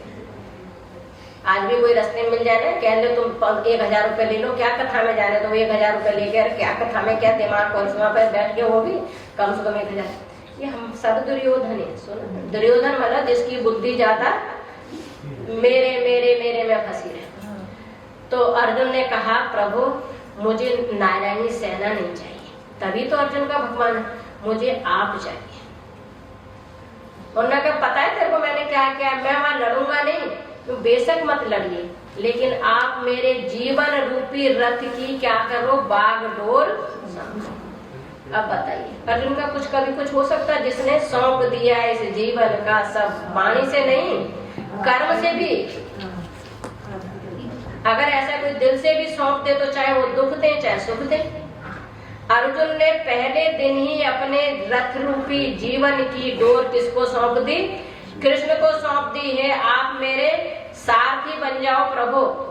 दुर्योधन तो बड़ा खुश हुआ, ये हमेशा ही मूर्ख ही रहा, वहां बताओ ये ना तो इसका लेके हम क्या करते हैं। दुर्योधन बड़ा खुश हुआ, बताओ कहीं ऐसा तो नहीं था नारायणी सेना मांग लेता तो मैं इसका क्या करता, वहां में कोई इसकी आरती थोड़ी उतारता। और उन्होंने कहा प्रभु ठीक है मुझे नारायणी सेना चाहिए। तो इस तरह 2 अक्षौणी सेना दुर्योधन के पास ज्यादा आ गई और पांडवों के पास कम। लेकिन पांडवों के पास क्या है, साक्षात भगवान है, सारे पांडव भगवान की शरण में है। बाग ना वहां का हो सके, जागो राखे साइया मार सके। भगवान ने ऐसे ऐसे जगह पांडवों की रक्षा की जो असंभव था। सुना, उधर कितने कितने तो वो बैठे थे, देखो भीष्म पितामह इच्छा मृत्यु वाले वरदान, वो मर नहीं सकते थे। कृपाचार्य कल्पजीवी, अश्वत्थामा कल्पजीवी, और वो गुरुजी द्रोणाचार्य जी, वो तो सबके ही, उन्होंने तो सिखाया ही। सुना, और वहाँ सेना भी ज्यादा और छल कपट भी सब। ये तो भगवान की कृपा थी कि जो भगवान ने उनको जिता दिया। और बाद में महाभारत युद्ध हुआ, सब मर खप गए, कुछ लोग बचे, 5 पांडव बचे।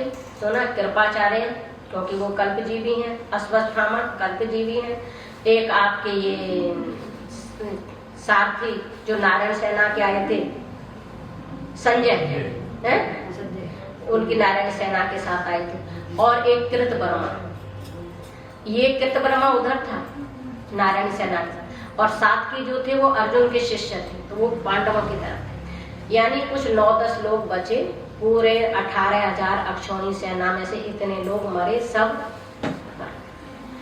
और दुर्योधन अभी जीवित है, दुर्योधन यहाँ पर जीवित था, तो ये अश्वत्थामा था, इसके ये इनका भगवान का, इसका दुर्योधन का परम मित्र है। और इसके मन में एक कामना थी कि मैं कौरव सेना का सेनापति बनूं, लेकिन बेचारा बन नहीं पाया। क्यों? पहले भीष्म पितामह बने, वो चले गए, तो फिर द्रोणाचार्य जी बने, द्रोणाचार्य चले गए तो फिर शल्य बने, और शल्य चले गए तो फिर कर्ण बने, और आज अंतिम दिन शल्य ही थे। जिस दिन क्या हुआ कि वो संध्या हो गई और इतने लोग बचे, और अश्वत्थामा ये जो दुर्योधन थे ये बहुत बुरी तरह घायल हो गए, और एक सरोवर में जा, वहां पर सरोवर के किनारे पहुंचा। तो जब संध्या का समय हुआ, तो संध्या का समय होने पर ये जो सारे लोग अश्वत्थामा, कृपाचार्य, ये सब मिलके दुर्योधन के पास गए, और अश्वत्थामा ने दुर्योधन से कहा, हे मित्र, मैं तुम्हारे लिए क्या करूं? तो उन्होंने कहा, मेरी तो एक ही अंतिम इच्छा है, सभी मेरी शुरू से लेके कि किसी भी तरह पांडवों का वध, पांडवों को इतना युद्ध हो गया लेकिन पांडवों का वध भी बांका। और उन्होंने क्या किया कि वहीं अपने उससे उसका तिलक भी कर दिया कि आज की सेना का सेनापति तू। सेना में कितने लोग हैं? 4। और ये अब पांडवों को मारने के लिए कहीं एक पेड़ के नीचे छिपे बैठे थे। देखो कितने, जब इंसान पाप करता है ना तो फिर सोचता नहीं कि इसमें उचित क्या है, अनुचित क्या है। और इन्होंने वहां पेड़ पे बैठे हुए, नीचे बैठे हुए क्या देखा कि उस पे पेड़ पे चिड़ियों का घोंसला है, अंधेरा हो गया है, और उस पे एक उल्लू आया, उल्लू को दिखाई देता है रात में, चिड़ियों को दिखाई देता है दिन में, और उस उल्लू ने उन चिड़ियों के सारे बच्चे अंडे सब मार खा के आधे खा लिए और आधे बस ये देखा। इसलिए कहा है कि शास्त्र में कभी भी गलत मत देखो, गलत देखोगे तो आपको भद्रम करणे भी शून्याम भद्रम पश्ये मां भिक्षयत्र। हम सुने तो अच्छा सुने, देखें तो अच्छा देखें, और संग करें तो अच्छों का संग करें, पढ़ें तो अच्छे शास्त्र पढ़ें, खाएं तो अच्छा अन्न खाएं, पिए तो अच्छा पानी पिए, और बोले तो अच्छी वाणी बोले। लेकिन हम इस तरह कोई, यही देखा था उन्होंने, और उनके मन में यही आया कि दिन में तो पांडवों को कोई भी नहीं मार सकता, रात में सोते हुए मारूं। और उस दिन भगवान, जय हो मेरे भगवान की, याद करो तो रोना ही आता है ईश्वर कि उस दिन ईश्वर को तो सब पता है। ईश्वर ने सारे पांडवों को वो किया कि चलो, पांडव तो आज बड़े खुश थे कि हमने युद्ध जीत लेंगे। उन्होंने कहा नहीं, अभी दुर्योधन जीवित है, और आज हम यहाँ पे नहीं सोते जहाँ पांडव लोग रोज सोते थे, कि आज यहाँ पे नहीं सोते, चलो उधर गंगा किनारे, सरोवर किनारे। 5 पांडवों को भगवान रात में ले गए कहीं, लेकिन इन 5 पांडवों के 5 पुत्र बिल्कुल इन जैसे ही हैं, और वो सो रहे हैं खेमे में। कब आज थोड़ा वो है, युद्ध समाप्त हो गया, बच्चों के पेपर हुए थे, कहते मम्मी से आज उठाना नहीं, आज हम सो रहे हैं क्योंकि हमारे पेपर खत्म। तो ये भी एक पेपर था। 5 सो रहे हैं, जैसे पिता वैसे पुत्र, आप हमारे जाए थे पुत्र, सिद्धांत ऐसे करके। और वो जब 5 सो रहे थे तो ये कृतवर्मा और अश्वत्थामा ब्राह्मण का बेटा है, ये अंदर घुसे, और इन्होंने सोते हुए द्रौपदी के दोनों भाइयों को, धृष्टद्युम्न को और उसको शिखंडी को सोते हुए मारा। धृष्टद्युम्न वैसे नहीं मारा, शिखंडी भी उसका भाई है द्रौपदी का। और पांचों पांडवों के पुत्रों को सोते हुए यहाँ से गला काट दिया और उनके कपड़ों से ढके हुए ले गया दुर्योधन के पास। ले मित्र, मैंने तेरी इच्छा पूरी।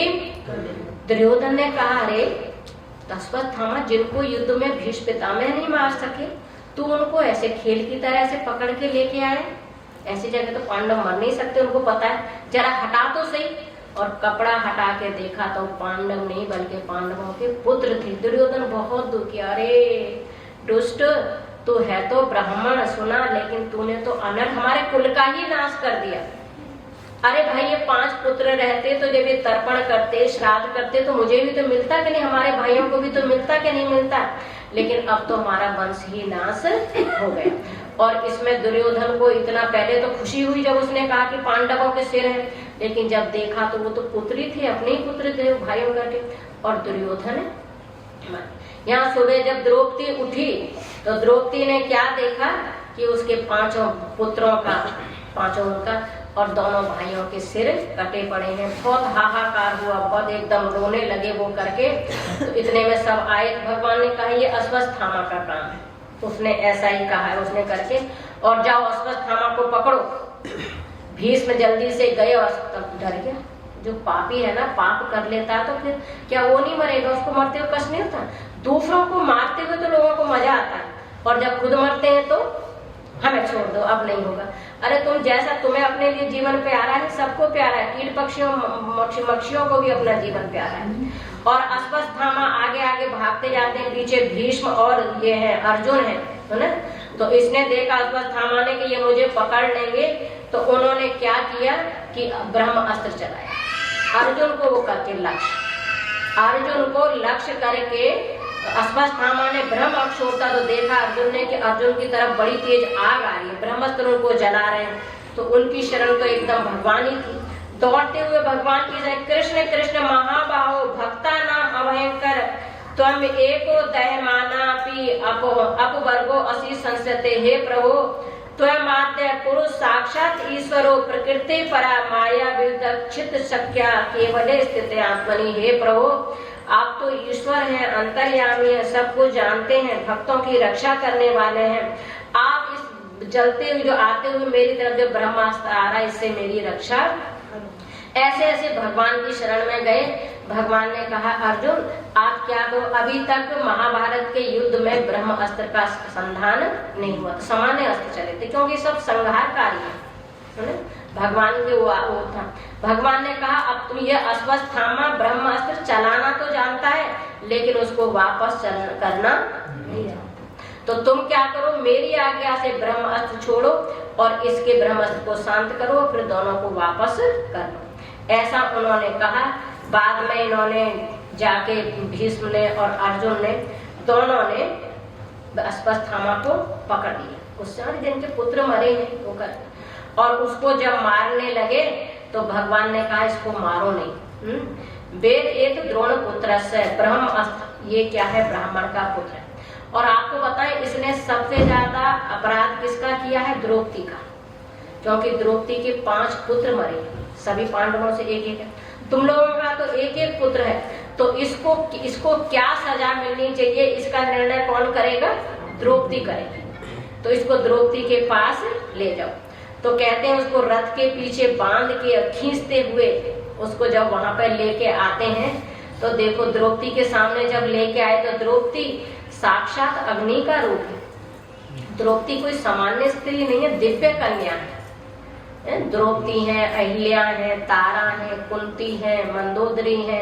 ये 5 कन्याएं ऐसी हैं कि जिनका सुबह सुबह नाम लिया जाए तो सौभाग्य की वृद्धि होती है। तो यहाँ जब द्रौपदी के सामने लेके आए तो उसने ये नहीं कहा कि मार दो इसको। देखो क्या कहती है, मुच्यताम मुच्यताम एष ब्राह्मणो नितराम पुत्र सरहस्य धनुर्वेद रवि सर्गो अप संयमा अत्र ग्रामस्य भविता शिक्षितो अनुनय एष द्रोण पुत्र एष गुरु पुत्र प्रजा रूपेण वर्तते। वो क्या कहती है, इसको छोड़ दो, मुच्यताम मुच्यताम, हे इसको छोड़ दो, तुमने जो रथ से बांधा ऐसा ना करो। ये क्या है, ब्राह्मणों नितराम, ये तो ब्राह्मण है और ब्राह्मण को मारना, ब्राह्मण को तो गाली भी देना महापाप में। ये सो ब्राह्मण मित्रान, और तुम्हारे गुरु के पुत्र हैं जिससे तुमने विद्या सीखी है, इसको मारो नहीं, सुनो करके। और देखो अगर ये मर जाएगा ना तो मुझे पता है कि पुत्र के मरने पर कितना कष्ट होता है, क्योंकि मेरे 5 पुत्र मरे हैं, तो मैं जानती हूँ कि पुत्र का कष्ट कितना है। लेकिन जब इसकी माँ को पड़े, गौतमी को कृपा होती ना, गौतमी की माँ का नाम था कृपी था, वैसे तो कृपी कृपाचार्य दो ना करके, तो इनको जब वो मर, अगर आप इसको मार दोगे तो उसको कितना कष्ट होगा इसका अनुभव मुझे हुआ, क्योंकि मैं जानती हूँ कि पुत्र का कितना होता है। और मेरे पास तो क्या है कि अगर पुत्र नहीं है तो पति तो है, लेकिन उनके पास तो, क्योंकि द्रोणाचार्य का तो वध हो चुका था, द्रोणाचार्य भी नहीं है, इसलिए आप क्या करो, इनको छोड़ दो। और जब इन्होंने कहता, सूत जी कहते हैं देखो ये है द्रौपदी, जिनके मन में, तभी तो भगवान की सखी है, तभी तो भगवान ने उनके लिए वस्त्र अवतार लिया है। पहली बार सुना गया चेतन से अवतार तो होता है, लेकिन चेतन से जड़ का भी अवतार हुआ, वस्त्र जड़ है, और भगवान ने वस्त्र अवतार लेकर द्रौपदी की लाज बताई, कोई सामान्य थोड़ी है, सुने सब भगवान के उसके कहते हैं। तो इसका उन्होंने युधिष्ठिर कहते हैं ये द्रौपदी बिल्कुल सही कह रही है, सही कह रही है, धर्मम न्यायम कारुण्यम निर्लीक, ये द्रौपदी ने बिल्कुल न्याय किया है, न्याय की बात करी है, द्रौपदी ने धर्म की बात करी है। राजा पुत्रो, उन्होंने युधिष्ठिर ने द्रौपदी के उसका संबोधन किया, द्रौपदी ने ये बहुत अच्छी बात की, इसके मन में द्वेष नहीं है। नकुला सहमत, लेकिन भीम और अर्जुन वो बहुत वो थे। भगवान ने कहा देखो, ब्रह्म बंधुर ना हंतव्य आता ताई वदाहरणम, मैंने एक नियम बनाया क्या, कि ब्रह्म बंधु भी हो। ब्रह्म बंधु किसको कहते हैं, कि ब्राह्मण की जाति में पैदा तो हो जाए लेकिन ब्राह्मण का कोई भी कर्म ना करे, उसको साथ में बोलते हैं ब्रह्म बंधु। क्षत्रिय कुल में पैदा तो हो जाए पर क्षत्रिय जैसा कोई भी कर्म ना करे, उसको बोलते हैं क्षत्रिय बंधु, ऐसे करके। तो कहते हैं मैंने ऐसा साथ में वर्णन किया है कि ब्रह्म बंधु को भी नहीं मारना चाहिए। भाई जो ब्राह्मण है अगर वो अपने धर्म का कर्म नहीं कर रहा, भ्रष्ट हो रहा, तो उसका फल वो भोगेगा, हम क्यों पाप के हाथी बने उसको कुछ कहेंगे, हैं? लेकिन एक नियम मैंने और भी बनाया कि आताताई को छोड़ना भी नहीं चाहिए।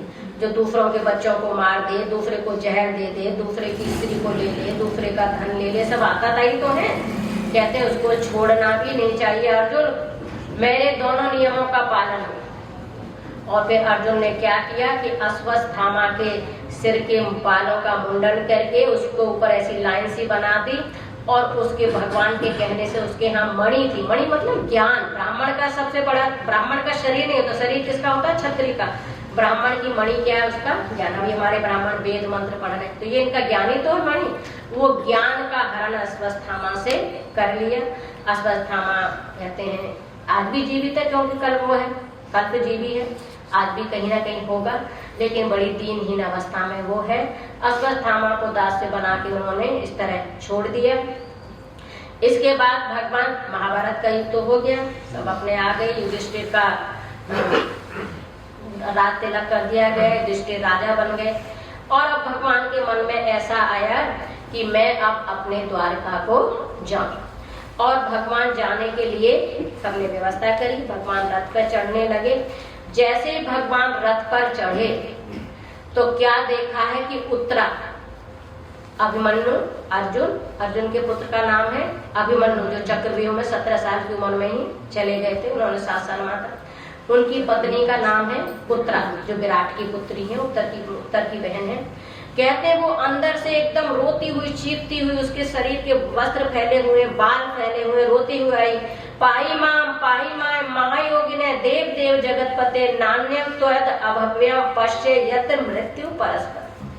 हे पाही मां, हे भगवान मैं आपकी शरण में हूँ, हे महायोगिन, हे देवों के देव, हे जगत के पालन करने वाले परमात्मा, इस संसार में तो सब एक दूसरे को मारने पर लगे, यहाँ पे कोई अभय देने वाला नहीं है, आप ही अभय देने वाले हो, मैं आपकी शरण हूँ। देखो ये जो ब्रह्म अश्वत्थामा ने, अब वो मरा तो नहीं, लेकिन किसी श्रेष्ठ का अपमान करना भी, मृत्यु तो अच्छी है लेकिन अपमान करना, उसको फिर बहुत वो हुआ और उसने फिर दोबारा ब्रह्म अस्त्र चलाया।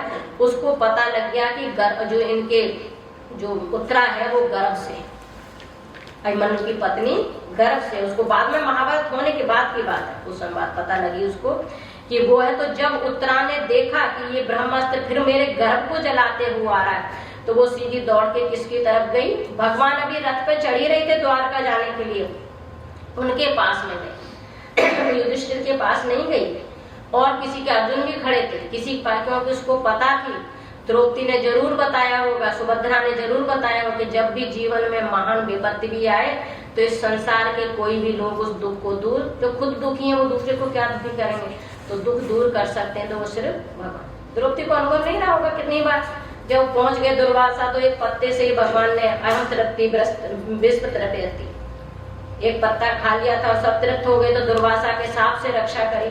और जब वस्त्र बढ़ाए तो उसकी लाज बजाई, तो द्रौपदी ने जरूर अपनी बहू की बात बताई होगी कि नहीं।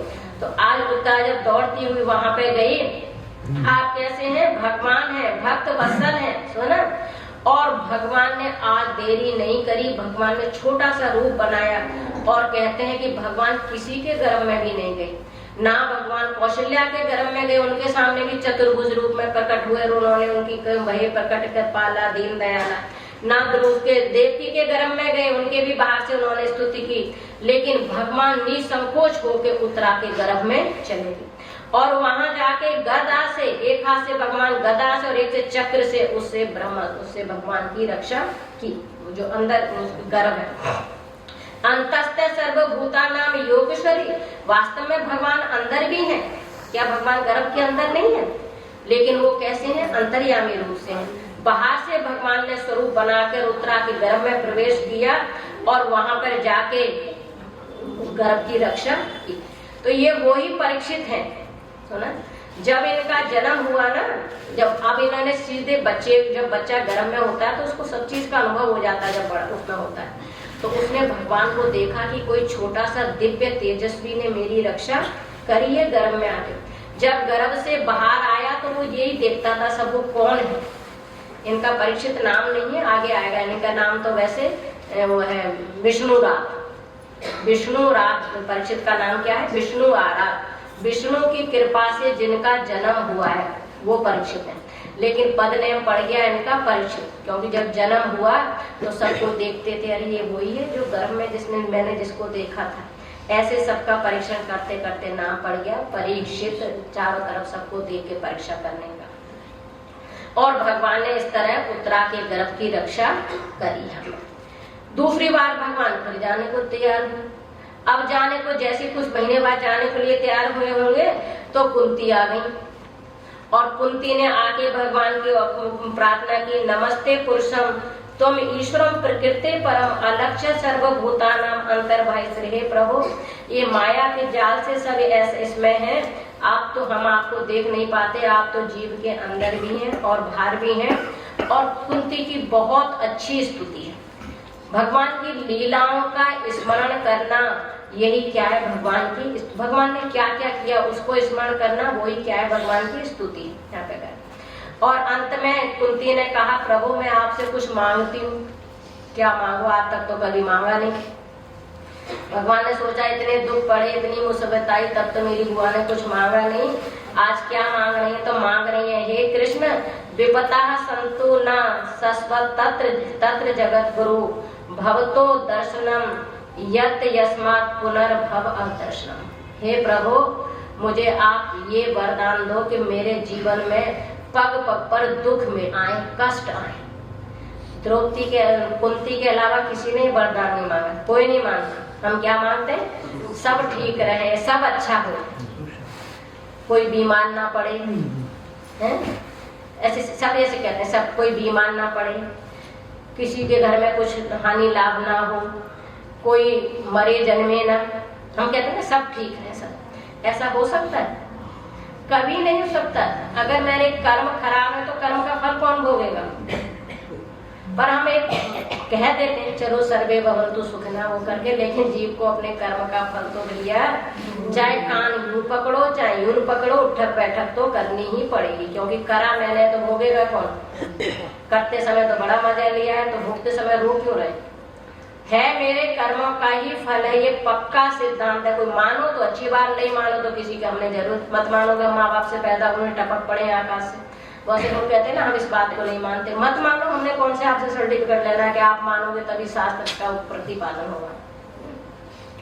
तो ये द्रौपदी ने माना कि हे प्रभु मेरे जीवन में हमेशा क्या आए? दुख ही आए, क्योंकि यदि दुख आया तभी आपका दर्शन हुआ। उनको अनुभव था ना कि जितनी बार जीवन में दुख आया तभी भगवान आके प्रकट हो गए, किसी न रूप में हमारी रक्षा की।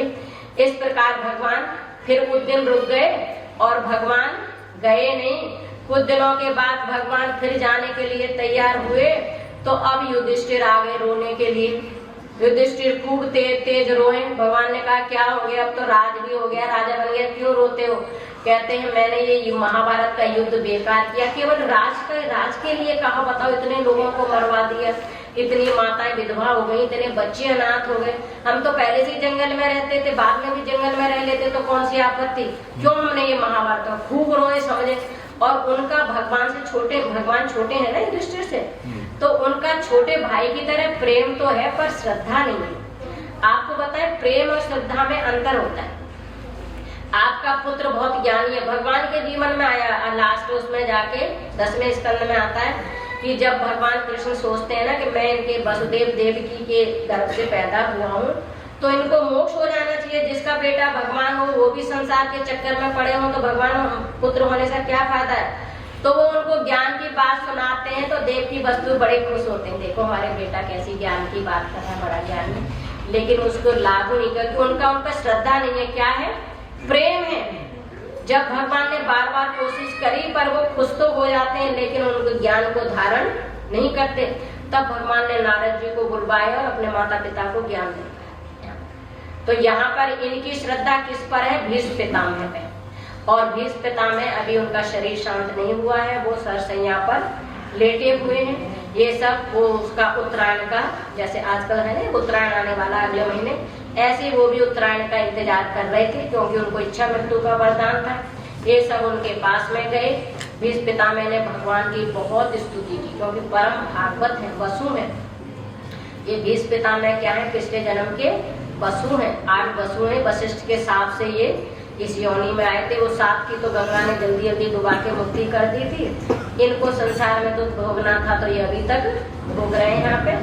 और उन्होंने कहा हे प्रभु, मैं भगवान ने उनके सामने अपने चतुर्भुज कर उन्होंने कहा था प्रभु आप मुझे अपने जो आपका वास्तविक स्वरूप है उसके दर्शन कराइए। उनके दर्शन कराया और स्तुति करते करते वहीं पर वो भगवान के स्वरूप में लीन हो गए या जाके फिर वसु बन गए वहाँ पे। लेकिन ये शरीर उनका मुक्त हो गया वहाँ पे। और वहीं भीष्म पितामह ने, जो हम विष्णु सहस्त्र नाम पढ़ते हैं ना, ये यहीं पर भीष्म पितामह ने युधिष्ठिर को ये ज्ञान दिया है। इसके बाद भगवान द्वारका चले गए, वहाँ द्वारका में रहे बहुत दिनों तक। और उसके बाद यहाँ पर विदुर आए। विदुर भगवान, क्योंकि वो पहले तो नहीं, अब परीक्षित का जन्म हुआ। आज जन्म तो कर ही दें 2 मिनट में है?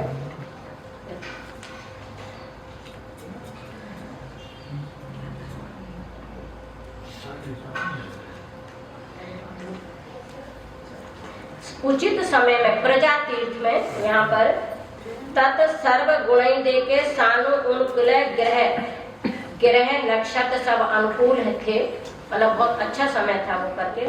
उस समय परीक्षित जी का जन्म हुआ और युधिष्ठिर और सबको बड़ा, क्योंकि उनको तो एक बार ऐसा लगा था कि हमारे वंश का ही वो हो गया है। उन्होंने सबने प्रजा क्षेत्र में, प्रजा तीर्थ में युधिष्ठिर ने बहुत सारा दान दिया। देखो इस शास्त्र से ही पता लगती है। एक होता है प्रजा तीर्थ। प्रजा तीर्थ बोलते हैं जब बच्चा पैदा होता है ना, तो जब तक उसका नाल नहीं कटता, नाल एक होता होगा ना, वो होता है, तो जब नाल कटने के बाद तो सूतक लग जाता, फिर तो अशुद्धि हो जाती है घर में। लेकिन जब तक नाल नहीं काटते हैं ना, तब तक वो जो समय होता है वो बहुत पवित्र समय माना जाता है, बहुत पवित्र समय माना। और कहते हैं कि उस समय में कोई दान, कोई पुण्य देवताओं का जो करते हैं वो कई गुना मिलते हैं। ऐसा करना चाहिए, ये नहीं कि पैदा होते मिठाई का डिब्बा बांध देना चाहिए। ये सब तो आज की परंपरा है। प्रजा तीर्थ में प्रजा तीर्थ में जो दान पुण्य दिया जाता है उसका कई गुना फल। और कोई पूछे कि भाई उस समय नहीं है हमारे पास, भाई हम हॉस्पिटल में हैं और हमारे बच्चा पैदा हो गया, नहीं है, तो उस समय केवल संकल्प कर लो कि इतना अपने पितरों के लिए करूंगा, इतना अपने ब्राह्मणों को लूंगा, इतना मैं गौशाला में दूंगा, और बाद में जब घर में शुद्धि हो जाए तो दे देना चाहिए। देखो शास्त्रों में लिखा है तो इसका पालन करना चाहिए। और उचित समय में परीक्षित का जन्म हुआ। सबने ब्राह्मणों ने उनकी कुंडली बनाई और कुंडली में उन्होंने बड़ा लिखा कि ये अर्जुन जैसा वीर होगा, अपने पिता की तरह महारथी होगा, राम की तरह ये मर्यादा का पालन करने वाला होगा, बहुत समुद्र की तरह गंभीर होगा, पूरा उसमें परीक्षित का बनाया। और इनका नाम क्या है? विष्णु राथ। परीक्षित का नाम क्या है? विष्णु। इतना तो याद ही होना चाहिए जब भागवत सुनो। परीक्षित रात, विष्णु रात, तोड़ोगे तो बनेगा विष्णु आराध, मतलब विष्णु की कृपा से, क्योंकि तो अश्वत्थामा के उससे मर ही चुके थे, भगवान ने अपने संकल्प से उत्पन्न किए हैं ना, तो उनका नाम है विष्णु राज। विष्णु राज। लेकिन जब वो बड़े हुए और युधिष्ठिर सब सम्मान में उनको सबको देते थे, वो चारों तरफ देखते थे, परीक्षा करते थे, तो इनका नाम पड़ गया परीक्षित। लेकिन बाद में इसी में बताया, ब्राह्मण लोगों ने कुंडली बनाई थी कि इनकी कुंडली में सब शुद्ध है, सब है ये, तो ना ये पे, लेकिन एक दोष है। क्या दोष है? कि इसकी पहले इतनी ज्योतिषी, वो ज्योतिष एक मैथमेटिक्स है, वेद का अंग है, कि वो पूरे जन्म का सही सही बता देते, हो जाता था उस तरह। अभी भी कुछ है, लेकिन अब समय सब बदल रहा है। अंत में क्या होगा? तक्षक के काटने से इनकी मृत्यु होगी, लेकिन भगवान की कृपा से और कोई संत दुज पुत्र इनको कथा सुनाएंगे तो ये वहां भी मुक्त हो जाएंगे, यानी इनकी अधोगति नहीं होगी। गंगा किनारे सब कुछ छोड़ के चले जाएंगे अंत में, और कोई ऋषि इनको भगवान की कथा सुनाएंगे और उससे क्या होगा? इनकी मुक्ति हो जाएगी। ये सब विष्णु, उनके विष्णु आराध परीक्षित के जन्म के बारे में कुंडली बना दी गई। और इसके बाद फिर विदुर आए, वो उनको कुंती को और धृतराष्ट्र भी वहीं जमे थे, धृतराष्ट्र और उनको गांधारी को ले गए। उनकी भी मुक्ति का वर्णन आता है कि वो बाद में चले गए हरिद्वार की तरफ, वहां जाके उन्होंने योग साधना करी। एक दिन बग में आग लगी और वो दोनों, कुंती का भी आया है, कहीं आया और कहीं भी नहीं भी आया है। कहते कुंती वैसे भी योगिनी थी, बाद में जब पांडव चले गए तो उन्होंने अपने शरीर का त्याग कर दिया। कहीं ऐसा आता है कि वो धृतराष्ट्र के साथ गई और वहीं पर तपस्या करते करते उनका हुआ। विदुर तो स्वयं क्या है? धर्मराज के ही अवतार है। जो विदुर है वो क्या है? धर्मराज के ही अवतार है, धर्मराज के शापित अंश है। उनको शाप क्यों मिला? वो कल से वहां की कथा करेंगे हम सब। श्रीमन नारायण नारायण नारायण, श्रीमन नारायण नारायण नारायण,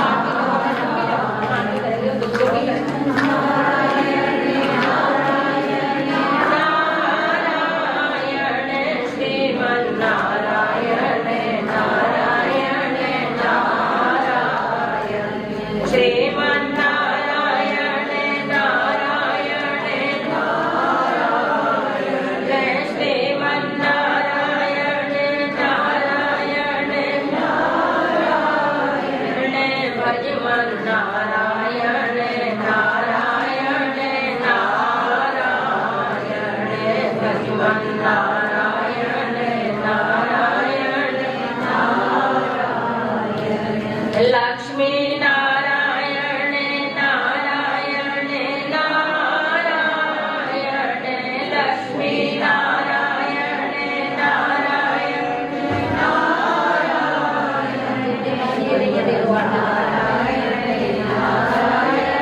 नारायण, श्रीमन नारायण नारायण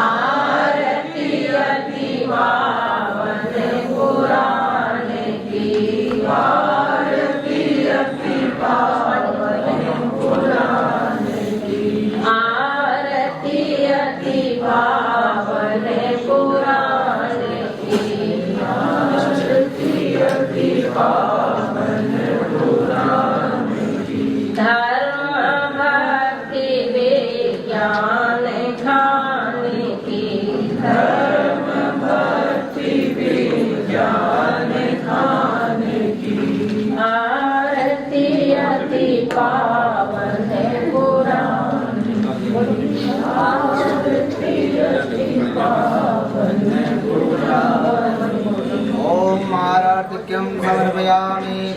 आराधिक्यांते आचमनीयं जलं समर्पयामि। पांचजन्य विद्महे पवमानाधीमहि तन्नो शंकर प्रचोदयात्। छन्दोदे सुतं तोयं राजधारणित्यो वै अंगलगणश्याम सर्वं भागं यवोहति। सर्वे भवन्तु सुखिनः सर्वे सन्तु निरामयाः सर्वे भद्राणि पश्यन्तु मा कश्चित् दुःखभाग् भवेत्।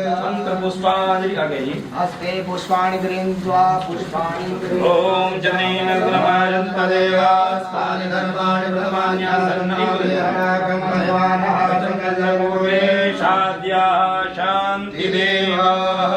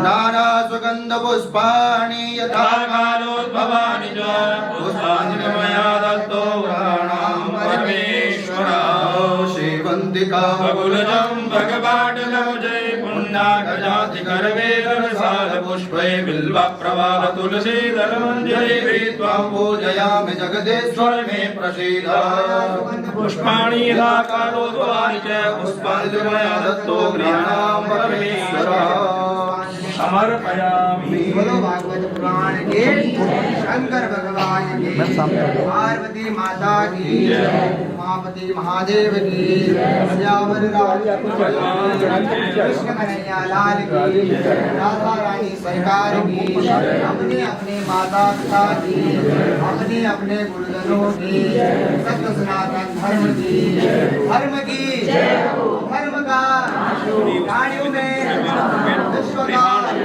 गौ माता की गौ हत्या बंद हो हिंदू सनातन धर्म की भारत माता की काल हर कष्ट हर दुख हर दारिद्र्य हर हर हर महादेव परिक्रमा ले लेंगे यानी कानी च पापानि जन्मान्तरिकानि च तानि सर्वाणि नश्यन्तो प्रदक्षिणाया पापकर्मा पापात्मा पापसम्भवात् त्राहि मां सर्वपापहरो हरः हरो भव सर्वदुःखो हरो भव यदक्षरं पदं भ्रष्टं मात्राहीनं जयद्भवे तत्सर्वं संगतां देव प्रसिद्धा परमेश्वर।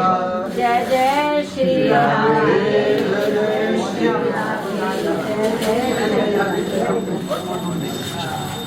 भैया